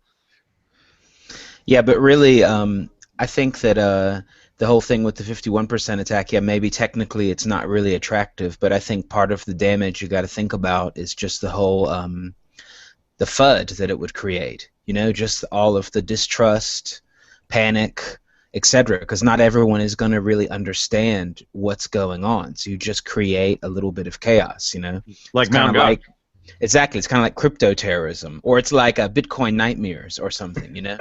And I do think there probably is quite a lot of Bitcoin terrorism going on. You know, it's like all of these things, and they're just repeatedly one after the other. You know, something's always trying to put Bitcoin down. Yeah, Well, that's trying a to run standard. a small company or a small exchange, you would constantly be under these attacks and probably outgunned. Go ahead, Theo. Oh no, yeah, exactly what you guys are saying. Yeah, I mean, you know, it's conspiracy theory. Nobody knows for sure, but like there were some, especially during the whole Mt. Gox thing, there were some really weird timings. Like there'd be a press conference, and then suddenly a big sell-off 1 minute before the press conference, or yeah, other weird stuff, or like suddenly there's really strange articles in really big newspapers or something that are just kind of spreading kind of like that standard confusing misinformation that Mt. Gox is the same as Bitcoin, and you know, weird stuff like that. And that would happen at a really similar time as some real big sell-offs. I mean, if that was really planned or not, I don't know. Nobody can really prove it, but it could have been a group of people that were trying to, you know, crash the price a little bit. And again, probably just to buy back in, probably just to make money, not Maybe. even that nefarious. But I do agree. If you look at This Week in Cryptos has been talking about the way that the China articles have all been linked together, that the companies all pulled out of the Chinese Bitcoin conference all at the same time, just a few days before the conference. A lot of moves designed to make Bitcoin look bad, which there's not much Bitcoin can do to combat these. Like, we pretty much just have to identify them, kind of weather through them, and they might even create a Dread Pirate Robert size buying opportunity. When you said when they had a 51% attack, it could be a huge sale. So. I created a FUD generator. Does it randomly make sayings? Yeah. It randomly makes articles. The problem with coincidence theory is that we're forced to ignore all of the connections, you know, all of the different relations. Is coincidence theory a parallel to conspiracy theory? Is that what that word means? Well, coincidence theory is where you basically ignore, you know, because a conspiracy theory is just an ad hominem attack. It's like something that you throw at anyone and everyone who brings up alternative information that you've never heard before, because the mainstream media regurgitates it all the time. It's like your non-thinking attack response, right? Conspiracy theory. Whereas, like, you know, if you look at it in terms of, okay, well, what would be the opposite of that? Coincidence theory. So you're a coincidence theorist. You believe that, you know, these people worked together, but they didn't have, you know, they worked in the same company. They were all agents for the CIA, but they had nothing to do with any of this, right? We have their letters and documents. You know, it's like I exposed this whole thing. I got the original documents from the CIA filing FOIA requests that this guy was CIA, and all of these people would sit there denying the documents in their face, saying it was, you know, coincidence theory. You know, that reminds me, Robert Anton Wilson said that the modern mantra was, it's only a coincidence, and by mantra he meant something that is repeated over and over and over again to quiet anxiety. Or questioning, yeah. There are a lot of strange coincidences, a lot of situations where all the convenient people happen to be gathered at the same event, and then the event happens anyway. If you look at who was in Dallas that day, or who was in Southern California with the Bobby Kennedy situation. They had that film recently about the Bobby Kennedy situation. There's someone filmed it, like a normal camera, filmed the entire scene, and out there waiting for him to speak, there happened to be a who's who of the intelligence community at that hotel that day. Yeah, you're talking about that new one.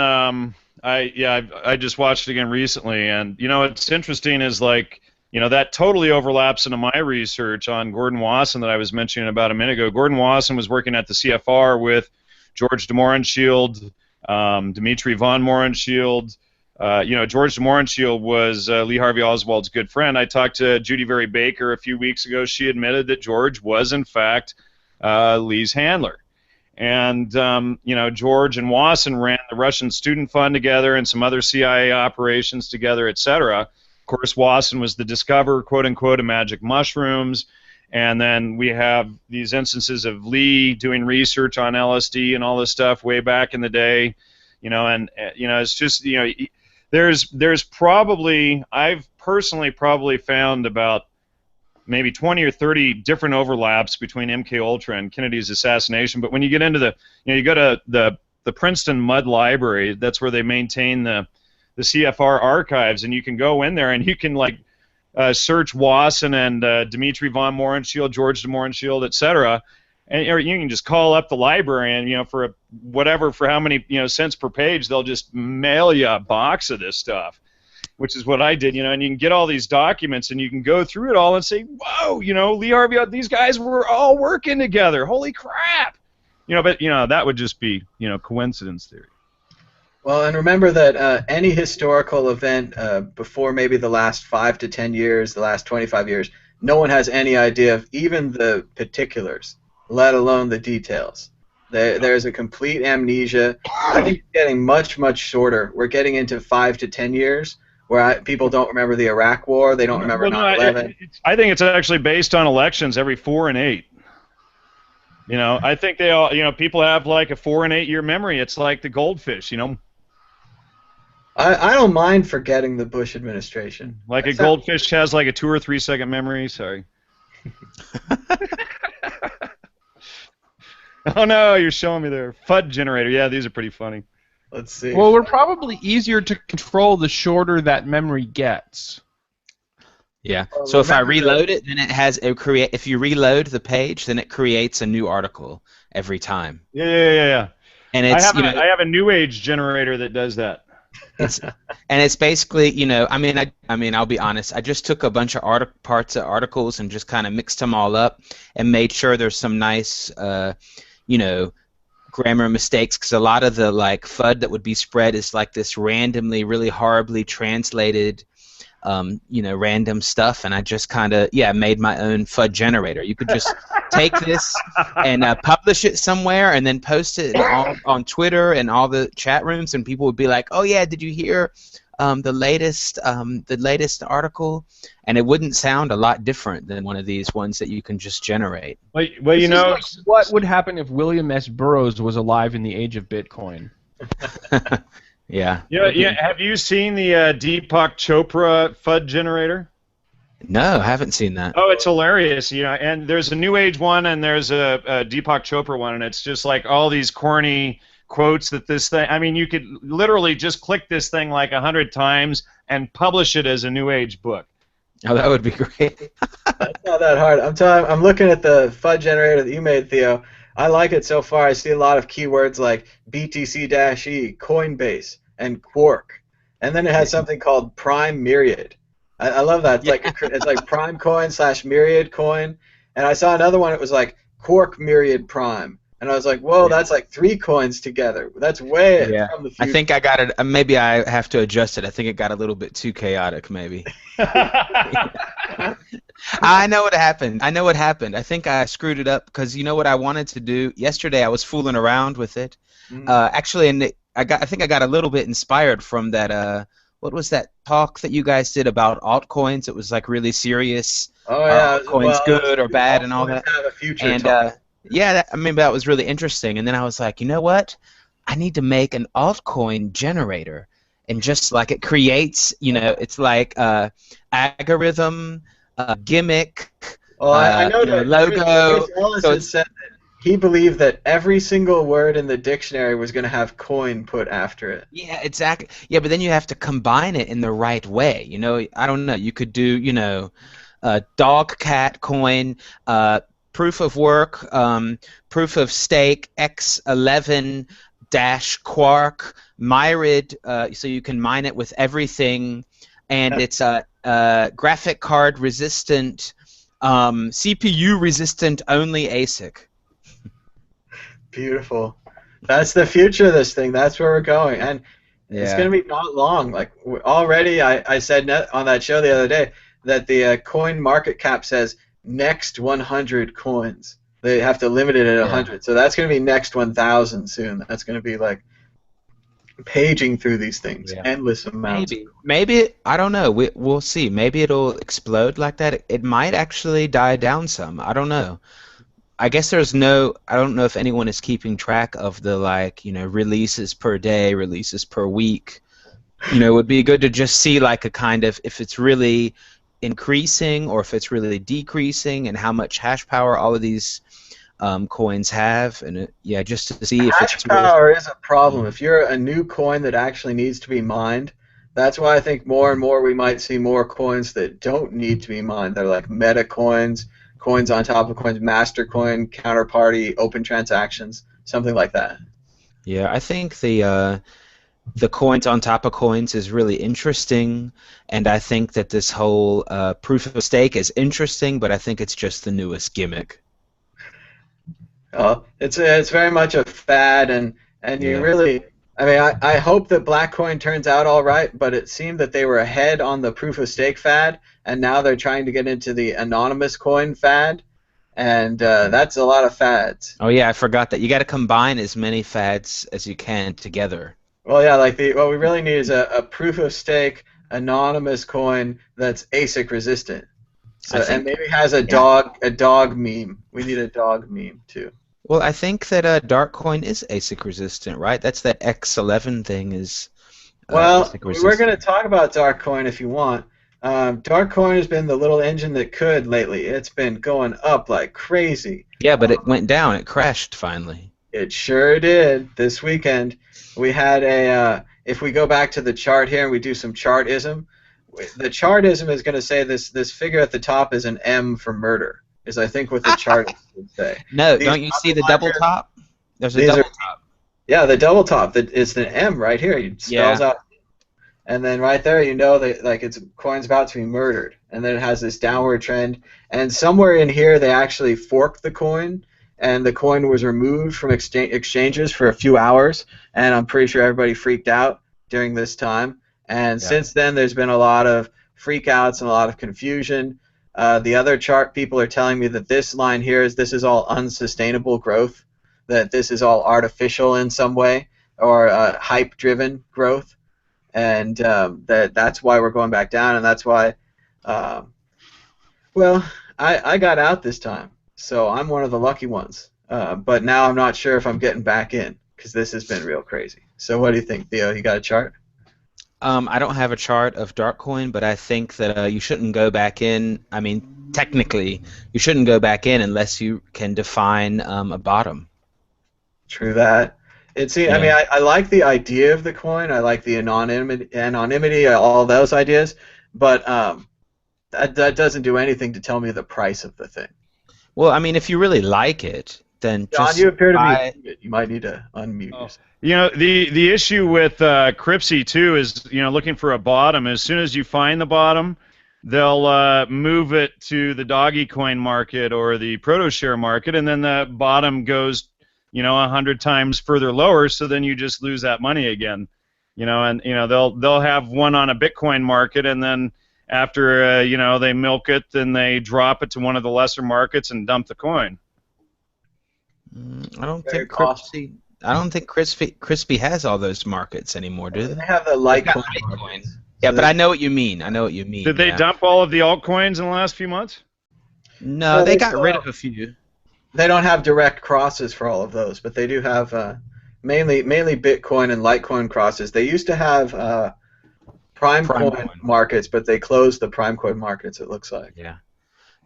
They had at the Prime coin market, they had one coin called pennies, and it was like, I don't even know what you call a Satoshi of a Prime coin, but it was the value was. They started calling Litecoin Satoshis Latoshis. Yeah, so it's like a Prime Toshi. Prime Toshi. It was worth a Prime Toshi and had no buy orders. It was really like the epic failure. Who was the largest holder of that coin was Cryptsy themselves. So they would make a bunch of coin on it and then just keep shuffling it down to the next market, down to the next market, down to the next market, and then they pulled it. dump the coin. And Yeah, you know, maybe. and then what they did, so that I had a bunch of them, and I was trying to sell them out, and what they did was they locked up my coins, so I couldn't sell mine. Yeah, your pennies. Yeah, my Yeah, pennies. I your had pennies. Yeah. $20 worth of pennies. I think I was a penny millionaire. I think I had like 100 million pennies or something. Yeah, It's I really had 40 million, so you know. Yeah. Now I managed to sell them to somebody on the forum. There was some topic about pennies, and I said, "Okay, who wants these pennies?" And I managed to, get rid of them because Cripsy never returned mine. In fact, they Okay. just disappeared my coins and said, "Oh well." Wow, that's really horrible. That's pretty shady. Well, I mean, isn't that why? I mean, I'm being kind right now. Usually, I would refer to Cripsy as Crapsy, but I mean, Yeah. I've had a lot of issues with them, and I know a lot of other people have too. So, but yeah, I mean, I never did get those coins back, and I sent them maybe 30 or 40 help desk emails, and I have the records of all of them. That's pretty bad, yeah. Yeah. Yeah, it's pretty glitchy. I had some weird shit happen, but I haven't lost any coins. But I had like buy and sell orders get lost or just deactivated or weird shit like that. But you ever notice like right when a coin is at the peak, you're trying to sell and you can never get the sell order in? Yeah, they're just really glitchy. I mean, their buy and sell order system just doesn't work really good. I don't know what the hell they're doing on why Wouldn't you start a trade website so that you have your finger on all the trades at any given time? I mean, no. I mean, I would try to make a good one. Tom's like, yeah. We've discussed this before, and yeah, Chris Ellis believes a lot of the exchanges are front-running the markets. He also redefines the exchange. You really have to think about it differently. But if you had a club of people that wanted to predict the future, and each member of your club had like $10 million, and so you're easy to put in $1 million for this project, if you have an exchange, you can predict the future because you know the buys and sells. So it's microseconds, and it has to be programmed just right. But I imagine if you had an exchange that saw someone come in and they're like, oh, someone just got money, they're going to buy Bitcoin, you would buy Bitcoin right above them and then sell it to them at a higher price. I mean, it would just be right there, like all in the algorithm, and it would just put all the profits in a big pile. And yeah, I frequented Cripsy daily for months, and after a few months, I just started seeing all kinds of shenanigans like that going on. It just got me really disenchanted with them. And then I went over to what was the other one and they got hacked, they got back up, but Coinex. Yeah. Coinex. And Coinex is probably my favorite of the trade websites, but their hashing power just got killed in the last hack attempt or break-in, Yeah, well, it's basically you can choose to go to BTCE, and then you don't know who's behind it, or you can go to Cripsy, and we know what company is behind it, but it's a really shitty engine, and it's Crapsy. Or you can go to a smaller one like, what would you say, Coinex? It's been hacked. Well, Coinex, they've done a lot this year for security. I mean, they took it down in December, January on purpose to do repairs, and then they got hacked anyway. But they did bring in a security firm to have everything reviewed and everything and updated and repaired. And I never keep more than $10 to $30 in a trade website at any time. It's usually what I'm mining and trading out anyway. So, I didn't get hit hard. A lot of people were upset. I was never worried about Coinex when they got hacked, though. I mean, they told everybody that they were going to dig it out of their own pockets and repay everyone, and within a couple weeks, that's exactly what they did. Yeah, well, that's okay. But I think someone mentioned it before on the show that everybody has to, take into account that, the whole exchange could just go down the toilet where you have all your coins or whatever if you're trading. It's much better to think of them as like an exchange desk, where you come in, put your money on the counter, exchange it for other money, and then take your money away with you. You don't leave your money on the counter in the store and hope that it'll be okay. But even still, I mean, I've got money on an exchange. Like people, even when you have the best intentions, the best practices, you can still make mistakes. So try to get your offline wallets, try to encrypt them, back them up, try to get to your paper wallets. That's where your long-term storage really should be if you want to be safe. But even that's a difficult process to make proper paper wallets. So. Do you guys know how the multi-bit wallet works? Is it out now? Do they finally have one that works with multiple coins? No, it's just called multi-bit. It's a normal Bitcoin wallet, but the cool thing about yeah, it, yeah, multi-bit. Yeah, of course I know multi-bit. Multi-bit works off of blockchain info.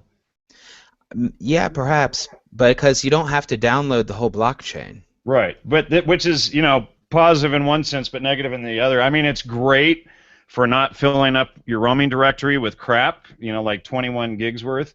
Yeah. But at the other, on the other end of that, it's one less, node on the network that has the entire blockchain. Well, I was wondering is why don't some of these altcoins just create like a multi-bit wallet so I don't have to load up my computer with all this crap of their blockchains if I want to, store my coins securely, because it really takes up a lot of a lot of memory to download wallets for all those altcoins. I mean, even let's just say it's even 5 or 10 coins, that really adds up. It's hard to think of 5 to 10 coins you'd want to store long term. Maybe it's just a lesson. Yeah, but maybe you just don't want them to be. Let's say, like we were discussing about the exchange. Let's say that I want to trade them, but I don't want to store them on the exchange. Let's say I trade them weekly. I think you're going to have a stack of clients and a stack of blockchains, like you're saying. It's going to take up space, but hard drives are pretty cheap. I mean 4 terabyte hard drive, dude. You can put like 200 wallets on it, no problem. Yeah. Okay.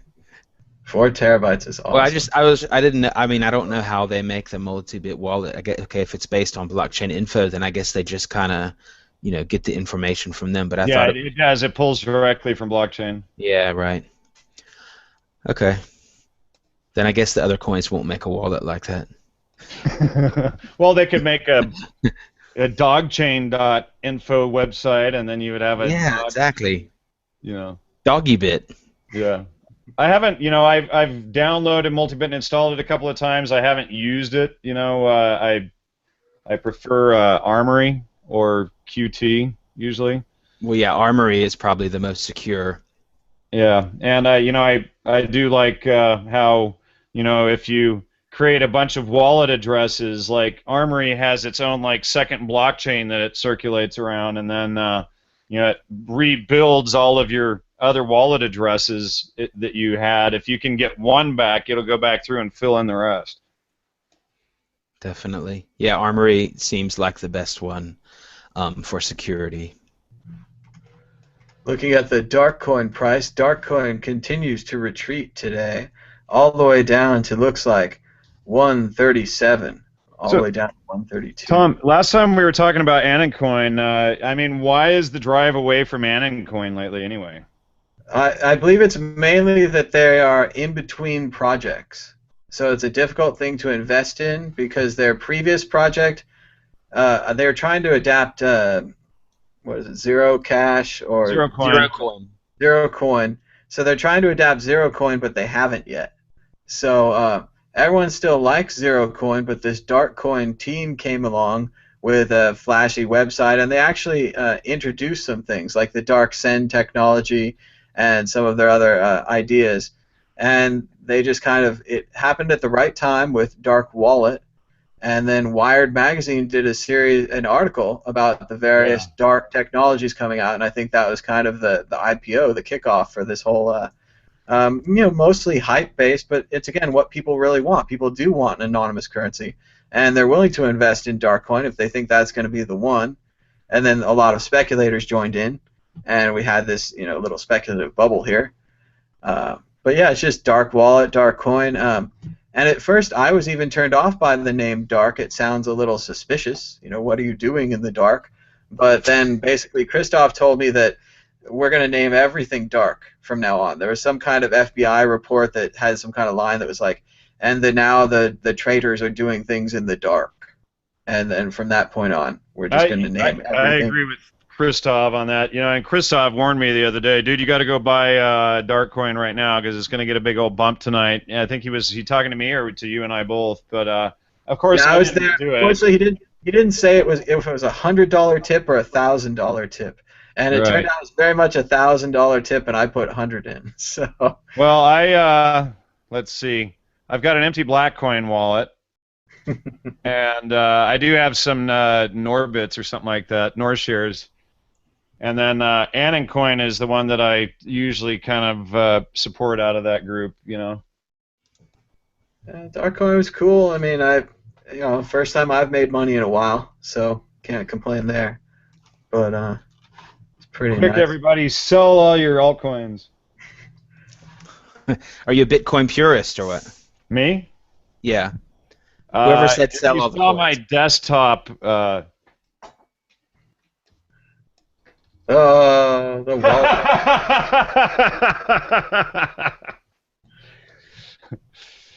It just seems like more and more when you look at it, Bitcoin is the one that everyone's developing on. Bitcoin's the one all the companies are using. There's a much bigger gap between Bitcoin and the other coins than I think people are willing to recognize. Dude, don't bash on my vampire coins, man. Vampire coins. I'll give you some Cthulhu offerings for your vampire coins. That's my tip. You know what's funny is I was on CoinX and I tried to do a giveaway of vampire coins because I had mined a handful, and I gave one coin away, I think. Yeah, I offered to give away a red coin on my Twitter for a long time, but no one would tweet me to get any. And I lost 7 tag coins recently. I thought about like tweeting about it. Tag coins? That sounds like a childhood coin like Andreas is talking. The booger coin market is opening up. And booger coins are being traded for stock coins at a 3-to-1 ratio. Dude, now I could handle listening to a Mad Bit show that sounded like that.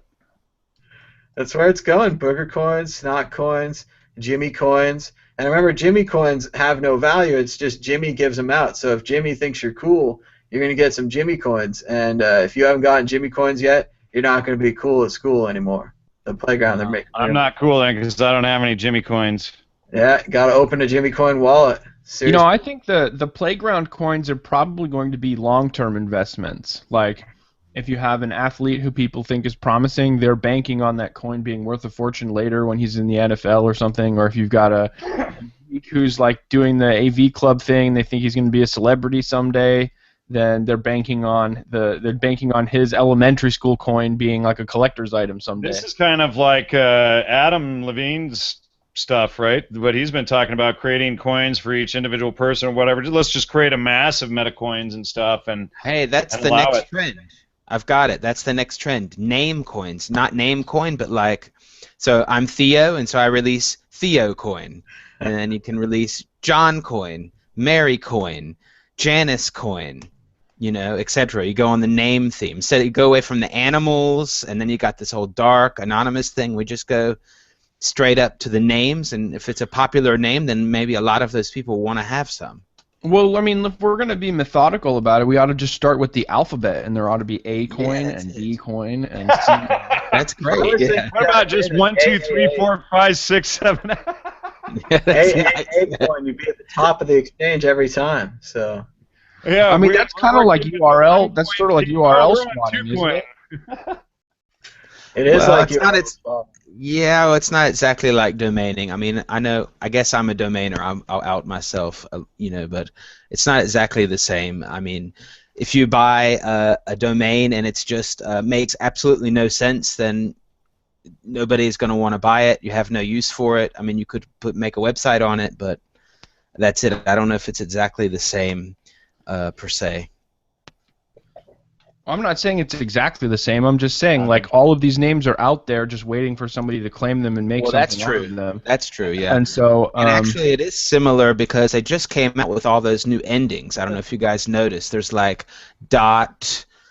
Oh yeah, what's coming out is .ninja. That's pretty cool. There's .guru, .ninja. So there's not only .com, .org, but this year there's a bunch more. .ninja. They're just for the people that created them to make a lot of money. It's kind of like altcoins. you know. And Okay. someone Went is through all those years of .com, and now they've been trying to make the good domains, and they end up with .ninja. Really? there are worse ones. There's .directory. I mean, that's so long. Why would you buy? Okay, so I've got a single-digit domain, one dot directory. You know, I mean, it doesn't really make a lot of sense. Probably a lot of these endings are going to die out. I mean, you probably didn't even know there's already .name. I bet they got .bit too. Yeah, .bit is the Namecoin ending. Well, of course it is, but I mean, of course they would try to stomp on Namecoin by putting that one out on the other, right? People keep Yeah, I telling don't me that .ios are popular now, and that companies are making the choice to have a .io instead of a .com. No, it's .io. not Which true. one is that? I don't know. It's like a San Francisco thing. Input output. It doesn't sound good to me. .io. I've never even heard of that one. Yeah, there's some big company in San Francisco that's using Now it. it's just going to be like this big old swarm of all these different dot endings that nobody's going to be able to remember. Exactly. And then nobody will get to anybody's website. You know, it's like, wait, I remember .com, .org, and .net. Like you not only have to remember their name, you have to remember which ending their particular thing is hosted on. Exactly. So it's really easy. If a company actually decides to a big company actually decides to use one of those domains. Let's say I use IO, probably not, but let's say Ninja, yeah? Let's say they're like insurance.ninja, yeah? And if a company actually tries to use that name, then if you want to hijack their traffic, then you just register insuranceninja.com, because that's what people are going to type into their browser. They're not going to type in insurance.ninja. They're going to be confused by that. They're going to think, oh yeah, I heard about that insurance ninja, and they're going to type in insuranceninja.com. They're not going to type in, the domain. So you have a whole new sort of realm for fraud to happen. Yeah, it's kind of like fraud, I guess, but that's probably what will happen if somebody actually uses one of those. It's definitely a chance for more domain squatting, like you said. Companies will now have to buy different domains across different subdomains or extensions. What are they called, I guess? Well, somebody ought to just invent squat coin. Hey, yeah, that's a good idea. There's no proof of work. There's no proof of stake. The first person to claim the coin gets it, and that's it. Really cool exchange. Have you guys been there? Sci-Fi Exchange. No. You've never been there? No. Okay. So you got, let's see, they've got Alien Coin, Cure Coin, Firefly Coin, and they've got some I don't even know the name by heart. I'm going to have to click it and figure out what it is. They've got, what is the currency of the Klingons again? Darsek coin? That's like Klingon currency. Klingons don't have currency. Only Ferengi have currency. Yeah. Yeah, well then what is Darsek? Some kind of posers. Well, did you know there's what do you call those guys? Ferengi or whatever? Yeah, Ferengi. Press Latinum. They have gold press Latinum. Yeah, and there's a spin-off. There is already a Ferengi coin too. So, but the guys that made Gold Press Latinum didn't like that, and so they're not putting them on the exchange because they're the original. Yeah, they got all, UFO coin, Thor coin, Spice. I think this is the future right here. This is Spice. That is a person who gets it. Yeah, well, and actually, Spice and Offerings is the same developer. Okay. So I think Offerings. I like Offerings. I don't know. I guess it's just a weird. I don't know. I guess I like kind of some of the weird coins, but this is. I don't know. It's just so weird. The way that the special thing about this one is there's a so-called ritual. So there's a mining ritual, and there are these things called ritual. It means there's these ritual blocks. So the block reward goes through these really weird stages. Like after so many blocks, there are these like extra reward blocks, and that's the ritual, and it has to get up to the ritual time. Right now, it's I think it looks like at the beginning of another one. I'm not sure. You can go check it out on the website. So then, anyway. It's just a different reward system. These are They these are call all it. H.P. Lovecraft ideas with the ritual and the Cthulhu, and Oh, okay. it's basically like if they made a Sherlock Holmes coin and they had Watsons or something. I mean, all these literary ideas can be branched out into coins, like you saw with Spice. So presumably the same developers, big reader, and these ideas are probably open domain. They're probably available. I'm not sure about the legal one. I know If those. I know that Spice and Offerings is from the same group, same developer. The other ones I don't know. And I mean, if you look at some of the, I mean, Offerings is kind of old compared to some of the other altcoins. I mean, it's older than Dogecoin, for example. Before the and it's worth rush, Doge. And it's worth more than Dogecoin. That's not saying much. You're kicking at Dogecoin when it's down right there. Yeah, I'm just joking. Anyway. Poor Dogers. Remember, what's one Doge? Doge. Oh, one Doge is equal to one Doge. Well, that's probably true. That's what they said. That's what they said at their Smart convention. ass. Oh my God. How much is it worth in relation to Bitcoin to Satoshi? It's down I think to it's like down to 70, yeah? Yeah. Okay. Good thing I sold a bunch of mine at like 304. Oh, 304 would be a great sell. I got rid of some at 212. I sold a third of mine at like between 225 and 304.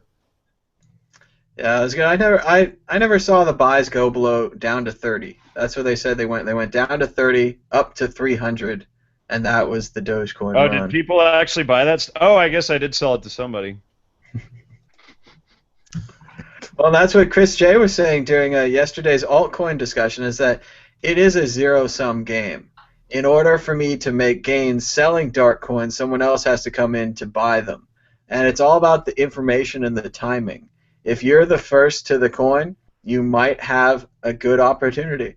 If you're coming in late to the coin, you might be buying up other people's sells as they're getting out of the coin. Yeah, exactly. Well, but still, it's going to hold it up. But yeah, I mean, we started mining it here like the day it was released, and I mined it for a month straight. And I just, it was all I mined for like a month, and see, and even I just thought it was kind of a joke. And then all of a sudden, one day I looked, and it was like way up here, and I was like, holy shit, I just made a bunch of money. That's what risk is about. Like, you took a risk. You could have lost your entire month's worth of mining. I could have mined like any number of 500 and some odd other crap coins, And it's going to get worse and worse. And like I was saying yesterday, the miners are on a whole nother information level than the traders. The miners can be getting in on these coins when they're just getting started. The traders get in them when they get on exchanges, and then when they get on all the exchanges, the public is in on them. But there's usually when I get a new coin, I just mine it. I mean, I don't usually go buy it. It's just why you go turn on one of your rigs for an hour and you got 1 million of this new coin, and then you wait a few weeks and you sell it to all the noobs on the exchange sites, And that's why more people need to investigate every single part of this. You need to understand mining, exchanges, how Bitcoin works, how altcoins work, how you make a new altcoin, how they made Bitcoin. All these different things. People need to investigate. Did you guys just see how Tom put on the serious persona? I'm very serious. Got my Hawaiian shirt. Got my hat. I dressed up for this show. Good. Now it's time to get serious about the real risks of altcoins. It's important to tell people the truth. Oh, of course. Didn't you watch that? You gotta watch that discussion. Yeah, we did 2 hours with Chris Ellis and Josh Walker. I did not see that one, so we'll have to go back and watch it. It's good stuff. It was it's hard to remember now, but I think I did that on Sunday because I did the Bitcoin costume contest the day before. So I'm working on weekends now. We did catch some of the Bitcoin costume contest. It was pretty good. I wasn't surprised that Alien won, but had a heck of a costume at Alien. So. Well, I gotta finish reading Christoph's book, and he's got a lot of good stuff in there about security and privacy. And I've been trying to, I've been trying to figure out a way that I talked to Chris Ellis about of like memeing cryptography, and getting it to be the next newest fad, like I don't know, what are those silly little doll toys that talk, Furbies, we want cryptography to be like a meme where everybody's in on it and talking about it, and what's the latest crypto? What did you learn today? Let me show you this. Let me show you that, because that's really the only way that we're going to be able to protect ourselves in the coming years, I think, is just to really, get our heads around and make it something that everybody wants to know about. Yeah, it's hard. Isn't that the coolest part? It would be cool if cryptography was cool. I think the Snowden revelations are really the best chance that we have now that everyone knows that they're really monitoring and tracking everything, and that they can database it and they can break it down and they can mine the data and they can really understand who they're looking at, and they're looking at everybody. That we need to encrypt everything if we want to have any kind of a chance against that looking at everybody idea. That it's easier. It's easier for them, so that's why they're doing it. So if we were encrypting things, we'd make it harder for them. So have you ever heard of Crypto Party? Crypto Party? No, I haven't. You never heard of it? Okay. No. Well, Crypto Party is a concept.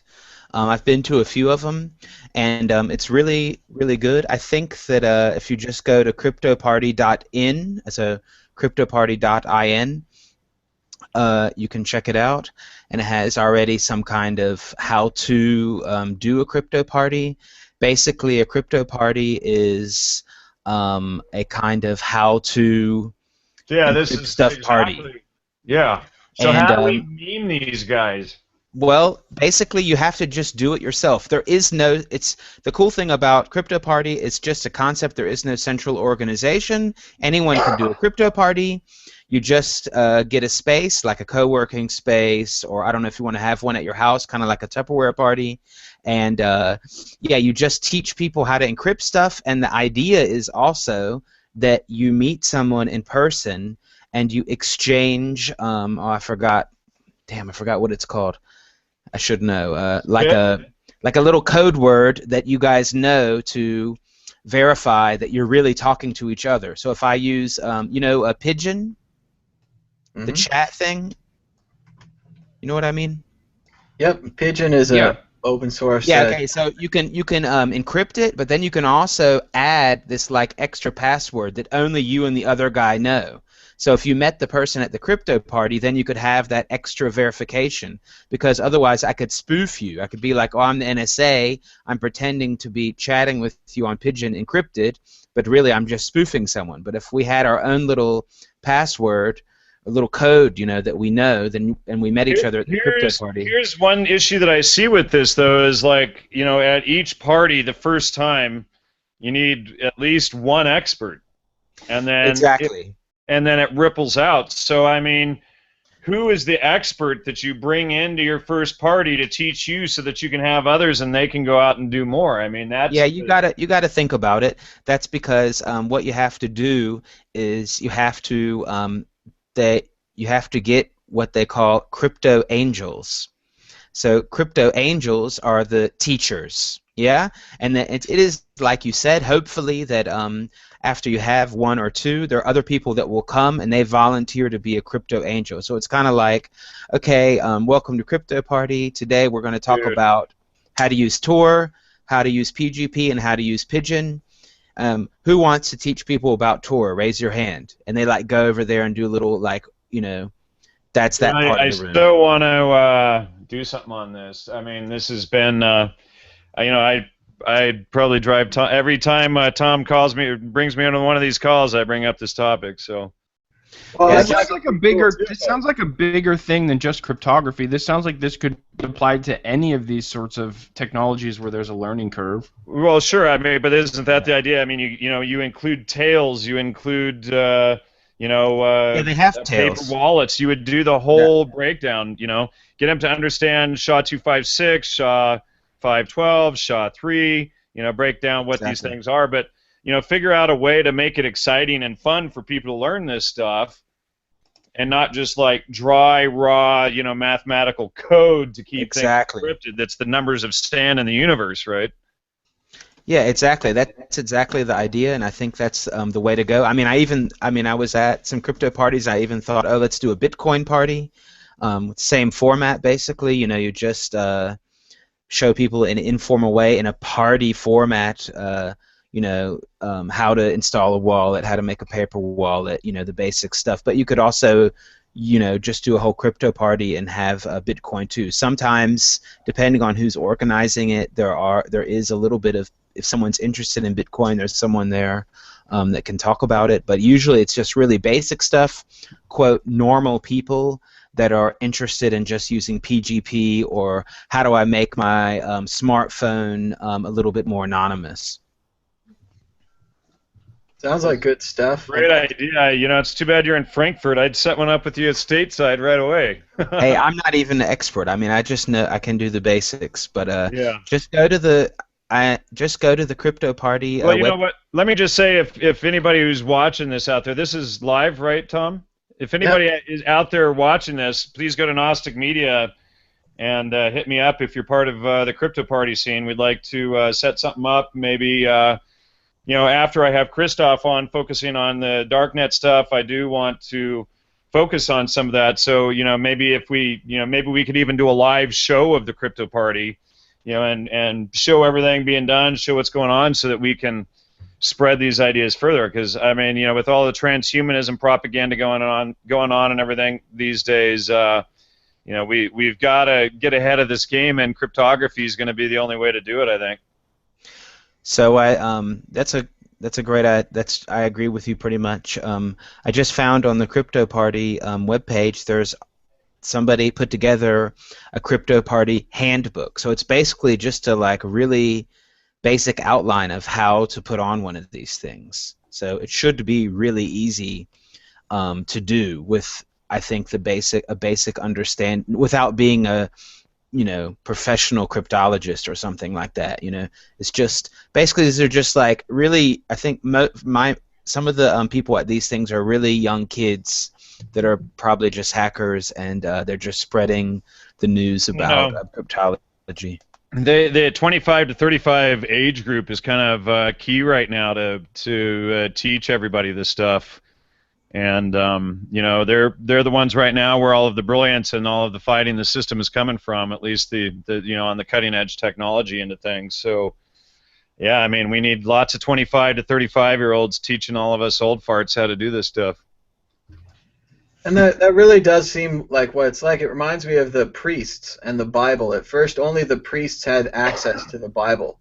Then eventually they had to come down and give access to the normal people. And originally, only the geeks had access to cryptography. The geeks have been communicating this way for 10, 20 years, even longer than that. But they just haven't brought it down to the lay people yet. They haven't brought that knowledge. And that's exactly what we're talking about. What Chris and I were talking about last week was, it's just like this whole idea of memeing it, getting it from that edge. But my point is, and Chris agreed with me on this.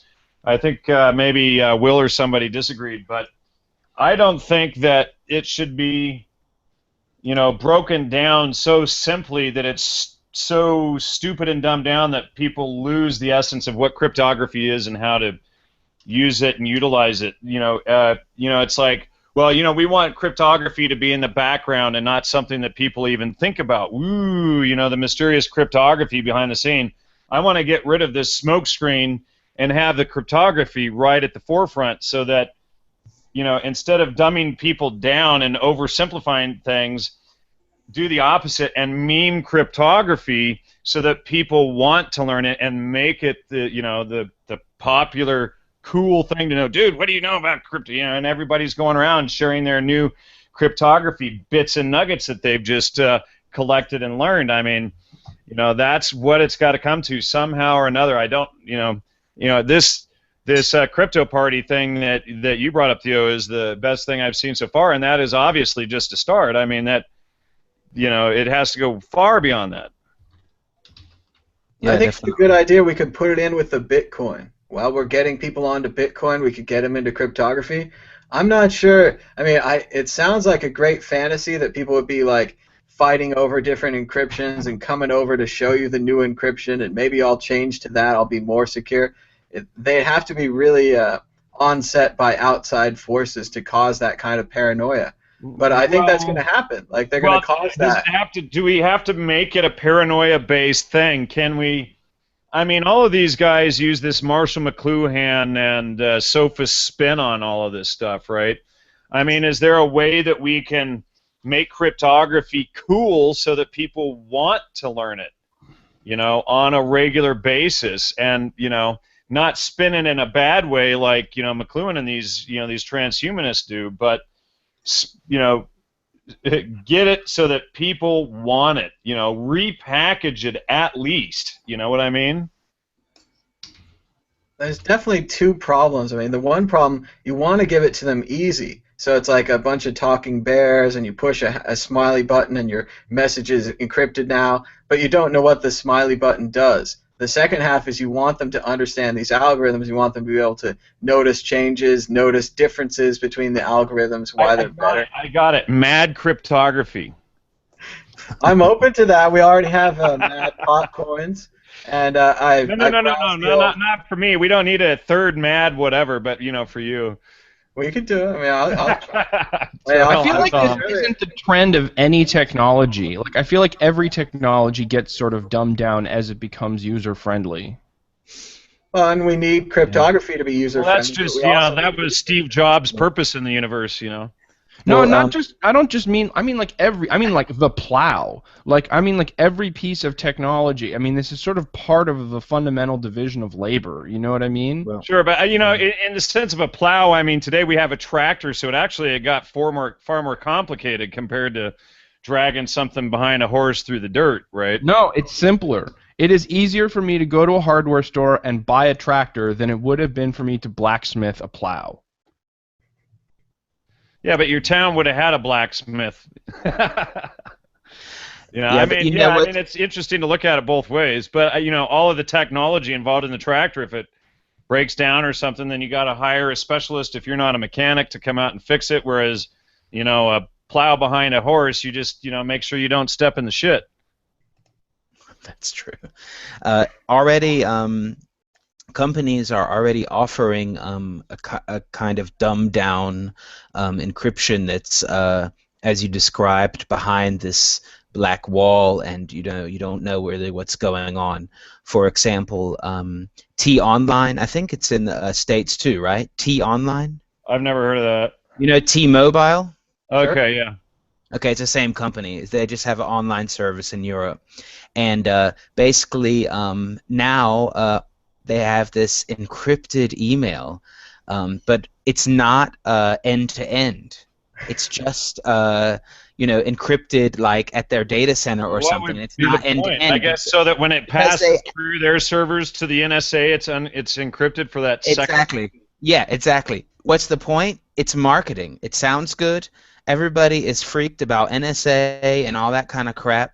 And they're able to say, oh, yeah, we've got this new thing, encrypted email. And now it's almost like a disinformation to the public. Now they're like, oh, I don't need to know. I don't think it's that far yet, but they're kind of like... problem. I mean, how can we take advantage of this same scene going on right now and what these companies are doing in this marketing thing, but actually deliver reality to the public, Yeah, I don't know. I mean, yeah, I guess it has to be hands-on at the moment. I think that they have to just encrypt it themselves and figure out a way to learn it. All right, so whoever's from Crypto Party that hasn't emailed me yet through the Gnostic Media website, let's get this thing going and let's do a few of these and see how they go, and that way at least we have the grammar to to expand out from there and see what direction needs to be taken from that point, because right now it's like we have this party idea from somebody else, but I mean it's got to go so much further from there, but something has to happen. I'm just going to keep seeding these ideas until somebody comes up with something frickin' brilliant. I just posted in the chat, in our little group chat, a link, and I was able to find where it says Crypto Party Global, and they have an email list. Maybe just get in touch with the email list. Awesome, thank you. Maybe there's someone around you. I don't know. Thank you, sir. Yep. Hugely important stuff. So come on, Tom. We're just waiting for you to come out with a big genius idea here. All right, my idea is Johnny Crypto Seed, and you go from That's town not to bad. town spreading the crypto, having them. So we're going to go back to Brent Athen with the Johnny Appleseed theme, right? Remember, Johnny Appleseed originally spread apple trees across America, but these apple trees produced apples that tasted terrible. And what were they used for? Whiskey. Whiskey, right? And he was from Brent Athen. He was Swedenborgian.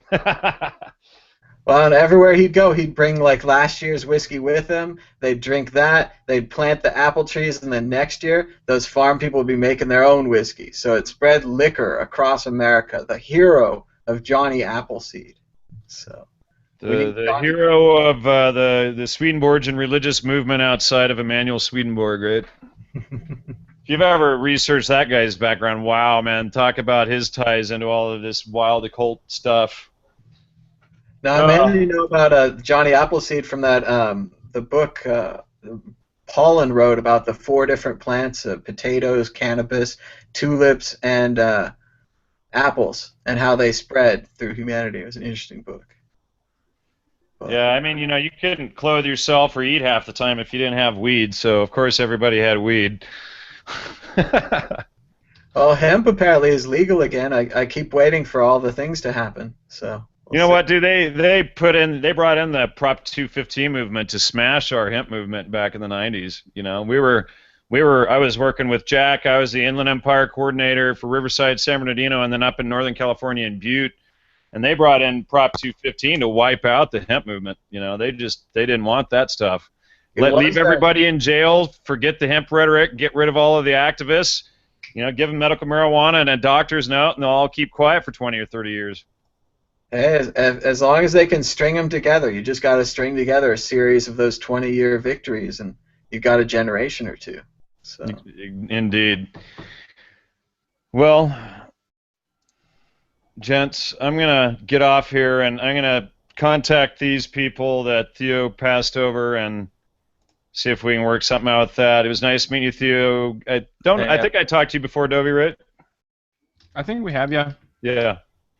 So good seeing you again, and I'm going to let you guys enjoy your day, and I'll back out and see you next time, and maybe I'll come up with a sliver of something not very brilliant to build from.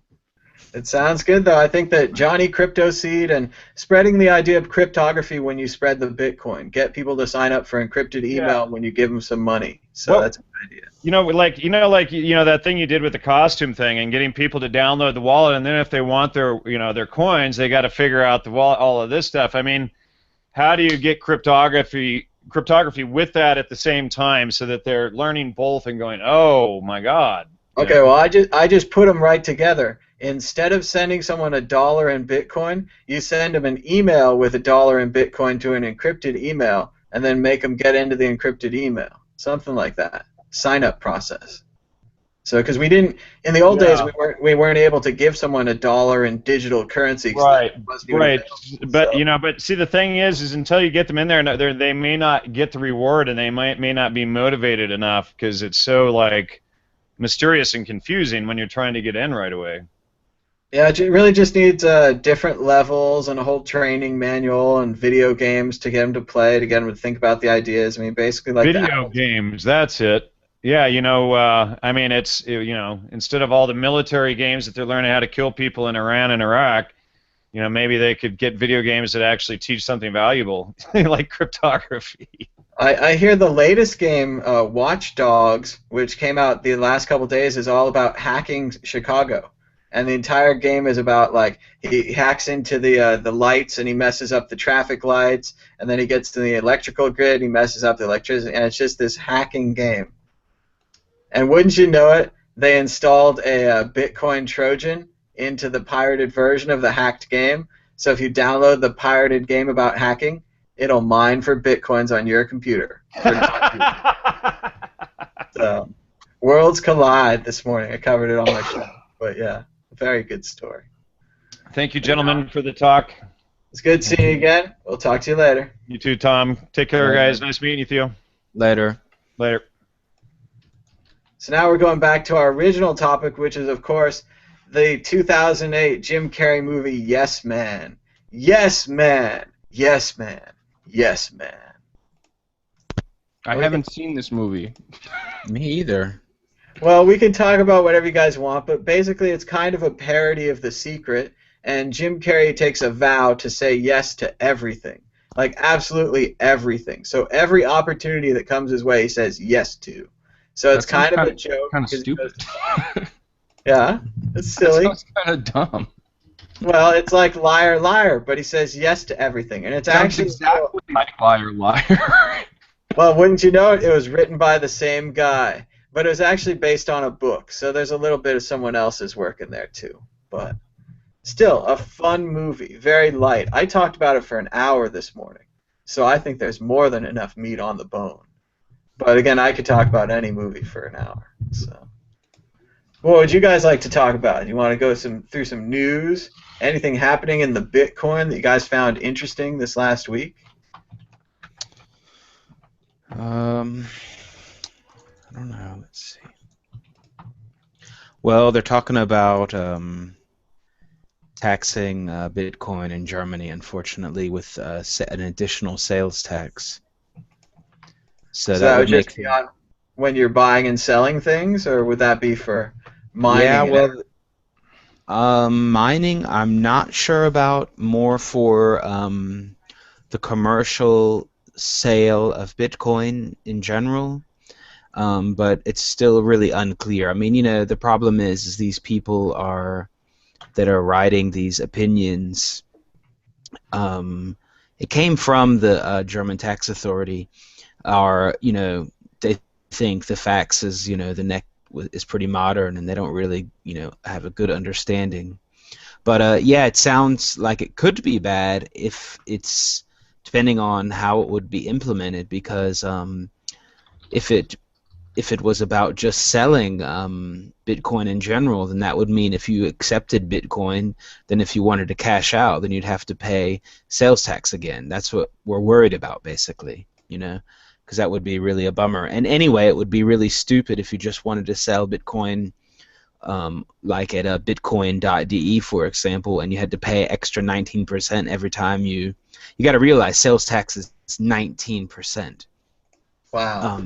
Also, you have to realize that it makes absolutely no sense, because if I'm a shop, then I've already calculated in the sales tax. So, for example, if you order a coffee and coffee costs $1.75, then that already has sales tax included. The prices are already listed with the sales tax included, and I've already calculated it. So if I accept €1.75 in Bitcoin, then I've already charged my sales You're tax. paying a tax on a tax.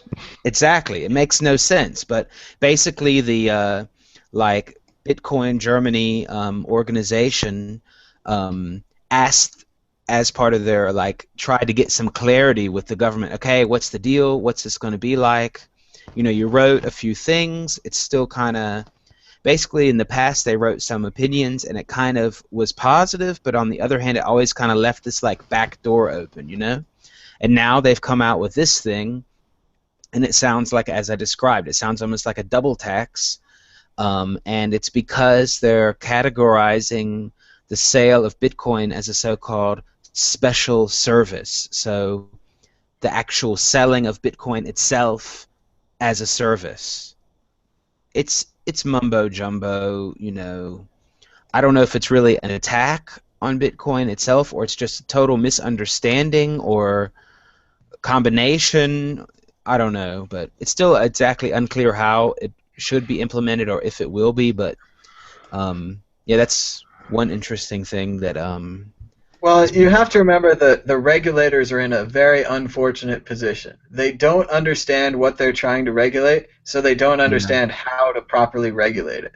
So obviously their first step is going to be something like you're saying, put a big tax on it, try to make some money off it, totally misunderstand the thing. But isn't that a problem because you guys are in Europe? Isn't there a variety of other countries that you could, you could go to France for a weekend and buy Bitcoin there. Now they're French Bitcoin, right? They're in a French system. Yeah, I assume you don't pay taxes on them because they're not in Germany, right? Yeah, well, I mean, yeah, they could just totally destroy the whole Bitcoin infrastructure here, and all the startups will just go somewhere else. They'll go to Netherlands because it's pretty active right there. Denmark said they won't regulate crypto at all. Basically, they said that's not our jurisdiction. I mean, or they'll just go to England or America or I don't know, or Cyprus or who knows where. I mean, there's plenty of places to go. So if it gets really bad, then people will just leave and they'll just destroy, they'll just kick out a lot of businesses, basically. And that would be tragic. People are looking for smart jobs. They're looking for good businesses, and that's Bitcoin is the only thing happening right now that I know of. It's the only new tech that's actually producing What are you jobs. talking about? The Dow Jones is at an all-time high. Didn't you notice? It's been dipping now in the last couple of days, but Okay. yeah, it is at an all-time high for the money people who make money off of making money. They've Yeah, been I doing know. very well, Same. but the actual producing of goods, the actual like building of things. I just saw a report the other day that my generation, they're not buying cars. They don't think cars are cool. They don't like muscle cars. They don't like hard to fix cars. They think cars are kind of a utilitarian thing, and a lot of people are opting for Uber or one of these ride sharing type services until the driverless cars and itty bitty little smart cars, those kind of things get here. So they're having a real problem keeping that whole industry going, just generationally. And we're seeing the Apple stuff is keeping expanding. The tablets are everywhere. The laptops and desktop computers are having a harder time getting sold as well. So more and more, like, what are we really going to make in the future? What are we really going to do? What's the only new thing? Bitcoin. Well, I think this is all, I mean, it all ties together because what really is going on is our generation is skeptical of the banking system more than previous generations. So anything that exists which is financed through the banking system, we sort of give it a second glance and say, well, do I really need that? So that's going to include housing, that's going to include cars, that's going to include education, that's going to include opening your own business with a business loan. That's going to, like anything that people go through legacy banking with, our generation is looking for alternatives. And Pretty much. finding them in Bitcoin. Right. So where's the Bitcoin business loan? Where's the Bitcoin education? Where's the Bitcoin car? Like that's what we're looking for. They seem like they're going to do the opposite there, trying to kill us with the taxes, trying to profit that way, rather than profit by improving the system and expanding the system, which is a much better bet, much larger margins. I think I saw, I think it's in Cyprus. I noticed it the other day. There's a master's degree you can get in cryptocurrency at a university. I That's saw the that first one. the offer. Yeah. Yeah, it's an online type administration. Exactly. Sounded So you very gotta have at least a bachelor's, and then you can join in. I think it costs like €1,400 or something for the whole thing, and you can pay in Bitcoin if you want. And I think you get a discount if you pay in Bitcoin. And yeah, it's like an online course. And yeah, you'd have a master's degree in, I don't know what it's called exactly, cryptocurrencies or something. So, I mean, there could be other universities that offer, courses or majors in that theoretically. I guess I need professors. I was wondering who's teaching this stuff in Cyprus. What are they? Who's the teacher? I was also wondering, what do they teach? I wonder if it's like really low-level stuff. The first classes. This is the client. This is the console. Now type in the command. Or I don't know exactly what they're teaching, but it would be interesting to see the syllabus. It would be interesting to teach people who don't even know about DOS or the Linux command line about the console in Bitcoin. And that, yeah, we're going back to text commands, that it's all, you tried to ignore it forever, but it's back again, like flags, text commands, question mark, all the different things you type in. Like, it still works. That's true. That's true. So university or I don't know, a school, I guess. I don't know. Isn't there something like that in America? I think I saw an organization, Bitcoin Schools. I don't know if that's a charity or if they really have a school. Do you guys know anything about that? I've seen some schools that they accept Bitcoin, like colleges and universities that just accept it for tuition, but I haven't seen specific programs about it. I mean, generally I would say our university system moves pretty slowly with new majors and that kind of thing. So it'd be more of a specialized business college, I think, that would go for it first. I know a good topic. What about Bitcoin nightmares? Have you thought about it? Going in and auditing places in our jumpsuits. Yeah. Well, Right. Yeah. I did hear that a Bitcoin developer, Mike Hearn, audited Bitstamp.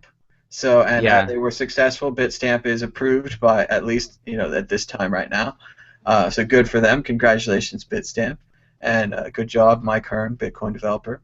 So I mean, the main thing we'd need for a Bitcoin Nightmares auditing type show is a heavy hitter like that, who's going to go in and actually do the auditing work. I mean, Exactly. I could run around in a jumpsuit. We need a crypto Ramsey.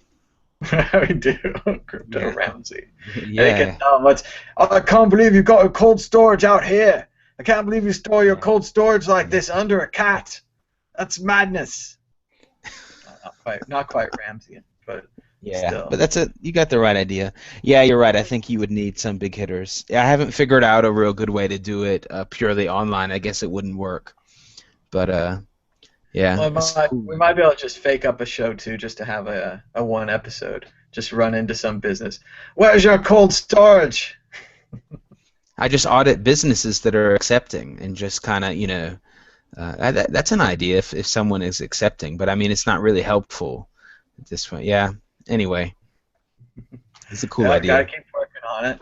I know we were talking about altcoins the other day and World Crypto League and how many new altcoins there are.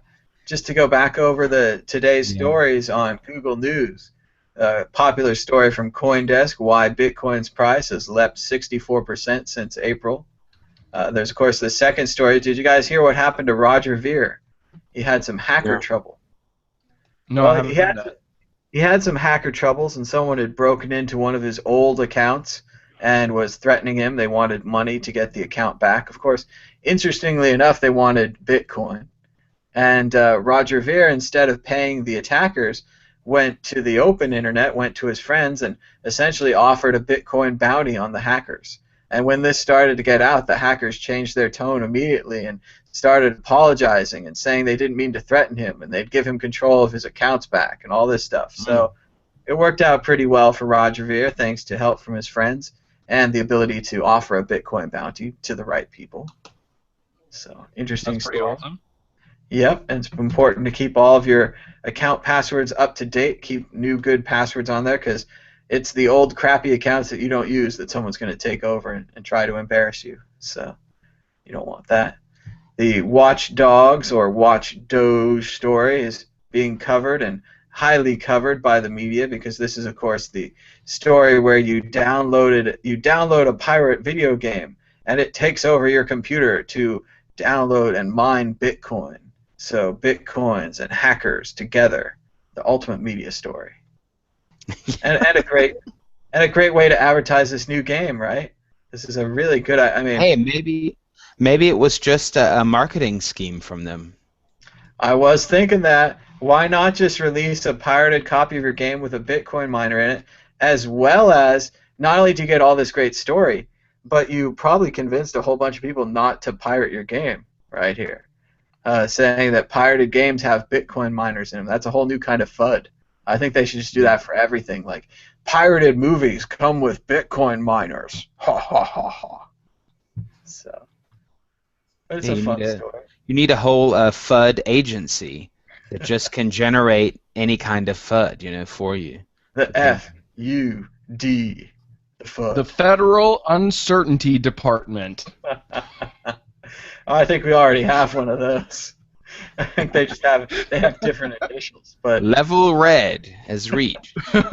Level yellow. It's kind of dangerous. There's too much truth out there. We've got to stop it. No, there's too much certainty in a color code like that. It would have to be like level fuchsia, level teal, level brown. Yeah, not brown, but yeah, all the colors are off. Indigo. Magenta. Magenta. We've gone turquoise, sir. We've gone turquoise.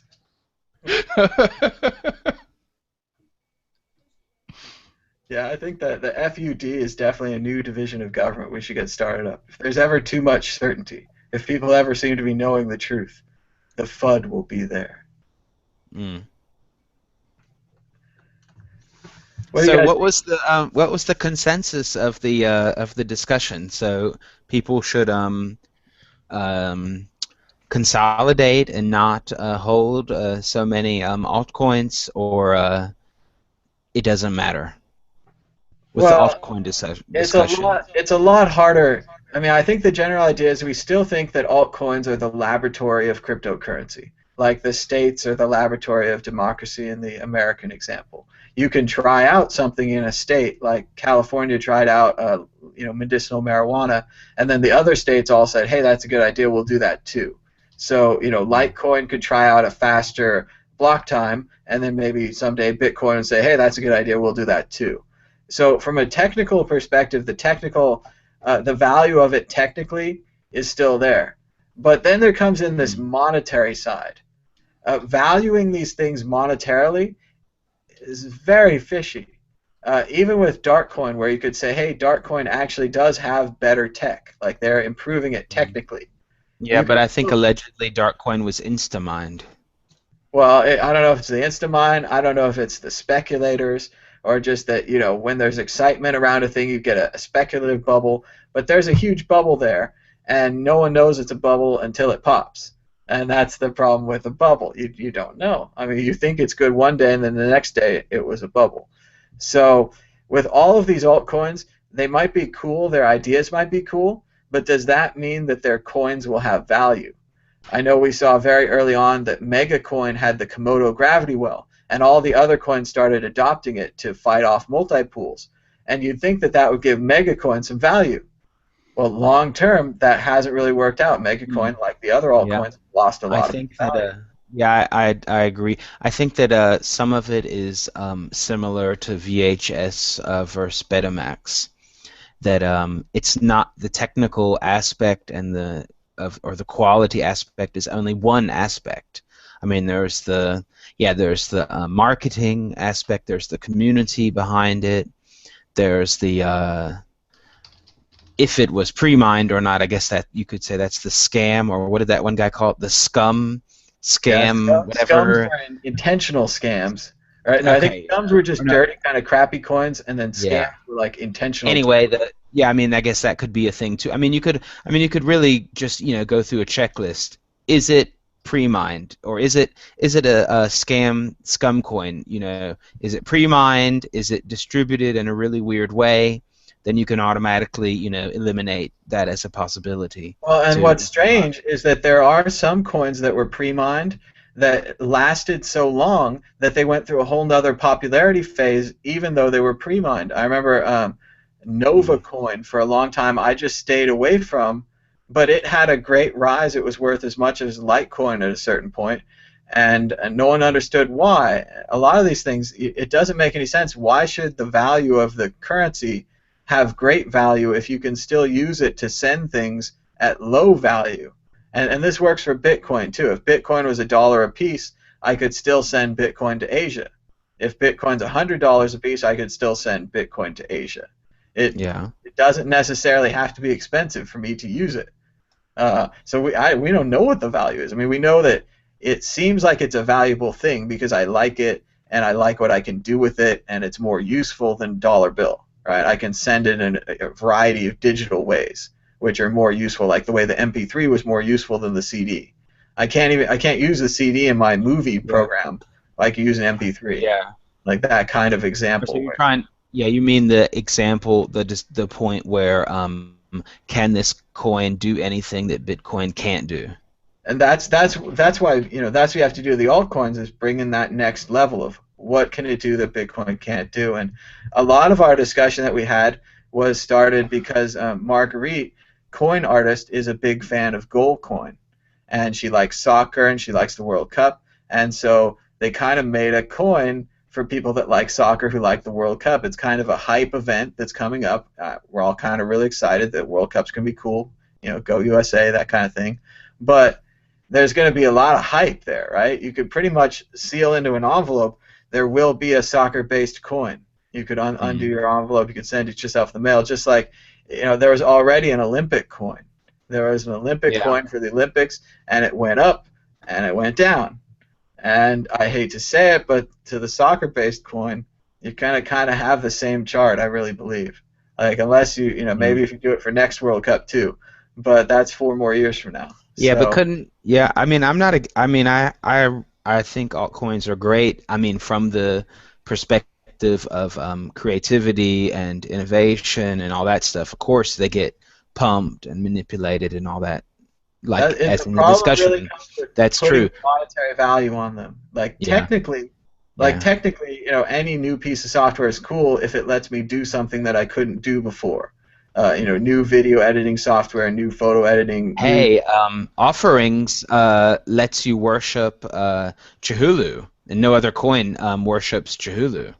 See, that's definitely a unique thing, and Yeah. also a coin like Offerings, I think, would have a built-in following of the Lovecraft people. Again, there's the gap though. Have the Lovecraftian people found Bitcoin yet? Are they ready for No. Offerings? I'm not sure they're there yet. You I have to don't kind of think so. understand Bitcoin before you get to these things, and I know the Dogecoiners tried not to do that, and they tried to make Dogecoin separate, and I never understood that. I understand Dogecoin as a really cheap thing to tip people with. And if you tip them, Yeah. maybe they'll find out about Doge and find out about Bit and get on board, right? You can like one better than the other or whatever, but you should find out about all cryptocurrencies. You shouldn't limit yourself just because you think Doge is superior. Yeah. If you want to say Doge is superior, you should study all the other ones and then have an informed opinion why it's superior. So. Yeah, but I mean, I don't think so. You don't think so? No, I think if you're trying to appeal to the Lovecraft crowd, it's sort of like the Kanye West thing, and it's sort of like Dogecoin. They're working the other way around. They're taking people who have an existing interest in something, and they're trying to leverage that interest into an interest in cryptocurrency. But wouldn't it make sense, like, once you're sending around your offerings and you're worshiping Cthulhu, you're like, hey, maybe I could get a couple bucks and buy a soda. And that you use Bitcoin for. You're like, oh, I can use money on the same system that I use Play Fun tokens with. And Well, that's yeah, I mean, all. of course they'll eventually assess one cryptocurrency against another, and they'll probably move towards something more conventional. But the point is, it's a gateway, Yeah, it is a gateway. I agree. which is why it should be Yog Sothoth coin. Well, that's what's so unfortunate, though, is these are gateways, but they're also kind of getting people ripped off. Like, if you come in and you think your new coin's really cool and you actually invest real money in your new coin. I mean, No. It's just like trading cards. You know, if you were into Marvel and you bought a bunch of Marvel cards, you're not ripped off because it turned out that baseball cards published the same year turned out to be more valuable. yeah, I don't know if I mean, everyone knows it's a risk, and I think someone said, let's just admit it's like the lottery, and I mean, in some ways it can be like the lottery at times, or in a lot of ways, depending on what's going on. But I mean, if you don't have any, I'm going to look it up what this guy says. Hold on. I think he says if you don't have a methodology, excuse me, to why you're trading, then you shouldn't do it. And if you're just buying random stuff, then it's the same as playing the lottery. And you lose, and mostly at the lottery you lose. You lose at the lottery, right? Mostly you lose. What is that? Powerball, right? Everyone plays Powerball, right? And that's accepted. That's okay. And if I lose at Powerball, I don't say that I'm ripped off. Well, I mean, people think that these are investments, so I think they think that they'll hold longer than a lottery ticket. But Yeah, you are right. If they were thinking more fair, like I'm buying a Doge lottery ticket at a certain price, and I hope that I'm going to win the Doge lottery and sell it for more, it just seems you might have an easier time with Bitcoin. No, you're right, because the people that are the so-called community and the people on the forums are not saying, "Hey, this coin is a lottery ticket." They're saying, "This is a proof of stake, proof of work, high, secure, anonymous coin that will take 10 days for the proof of work, and then it's going to skyrocket to the moon." They don't say. Hey, you know what though? The lottery advertisements don't show the 100,000 people who didn't win the lottery. They show the one guy who has $1 million to blow on a giant block of cheese. Good point. That's true. You advertise the winner. You don't advertise the loser. That's also true. Yeah. So what did this guy say? This guy says, so what exactly is your methodology? If you cannot answer that question, you are not ready to be risking money in the markets. And in my opinion, that would go for crypto markets too. If you don't have any idea what you're doing, then don't do anything. You know? But keep buying that Dogecoin. Nah, I don't care. You can buy whatever you want. Yeah, I know. And I think maybe learning by doing, or maybe not. Maybe people. We're still at a really young time. I wonder what's going to happen 1 year from now, when we're going to be. Maybe we'll be talking about, hey, do you remember altcoin fever?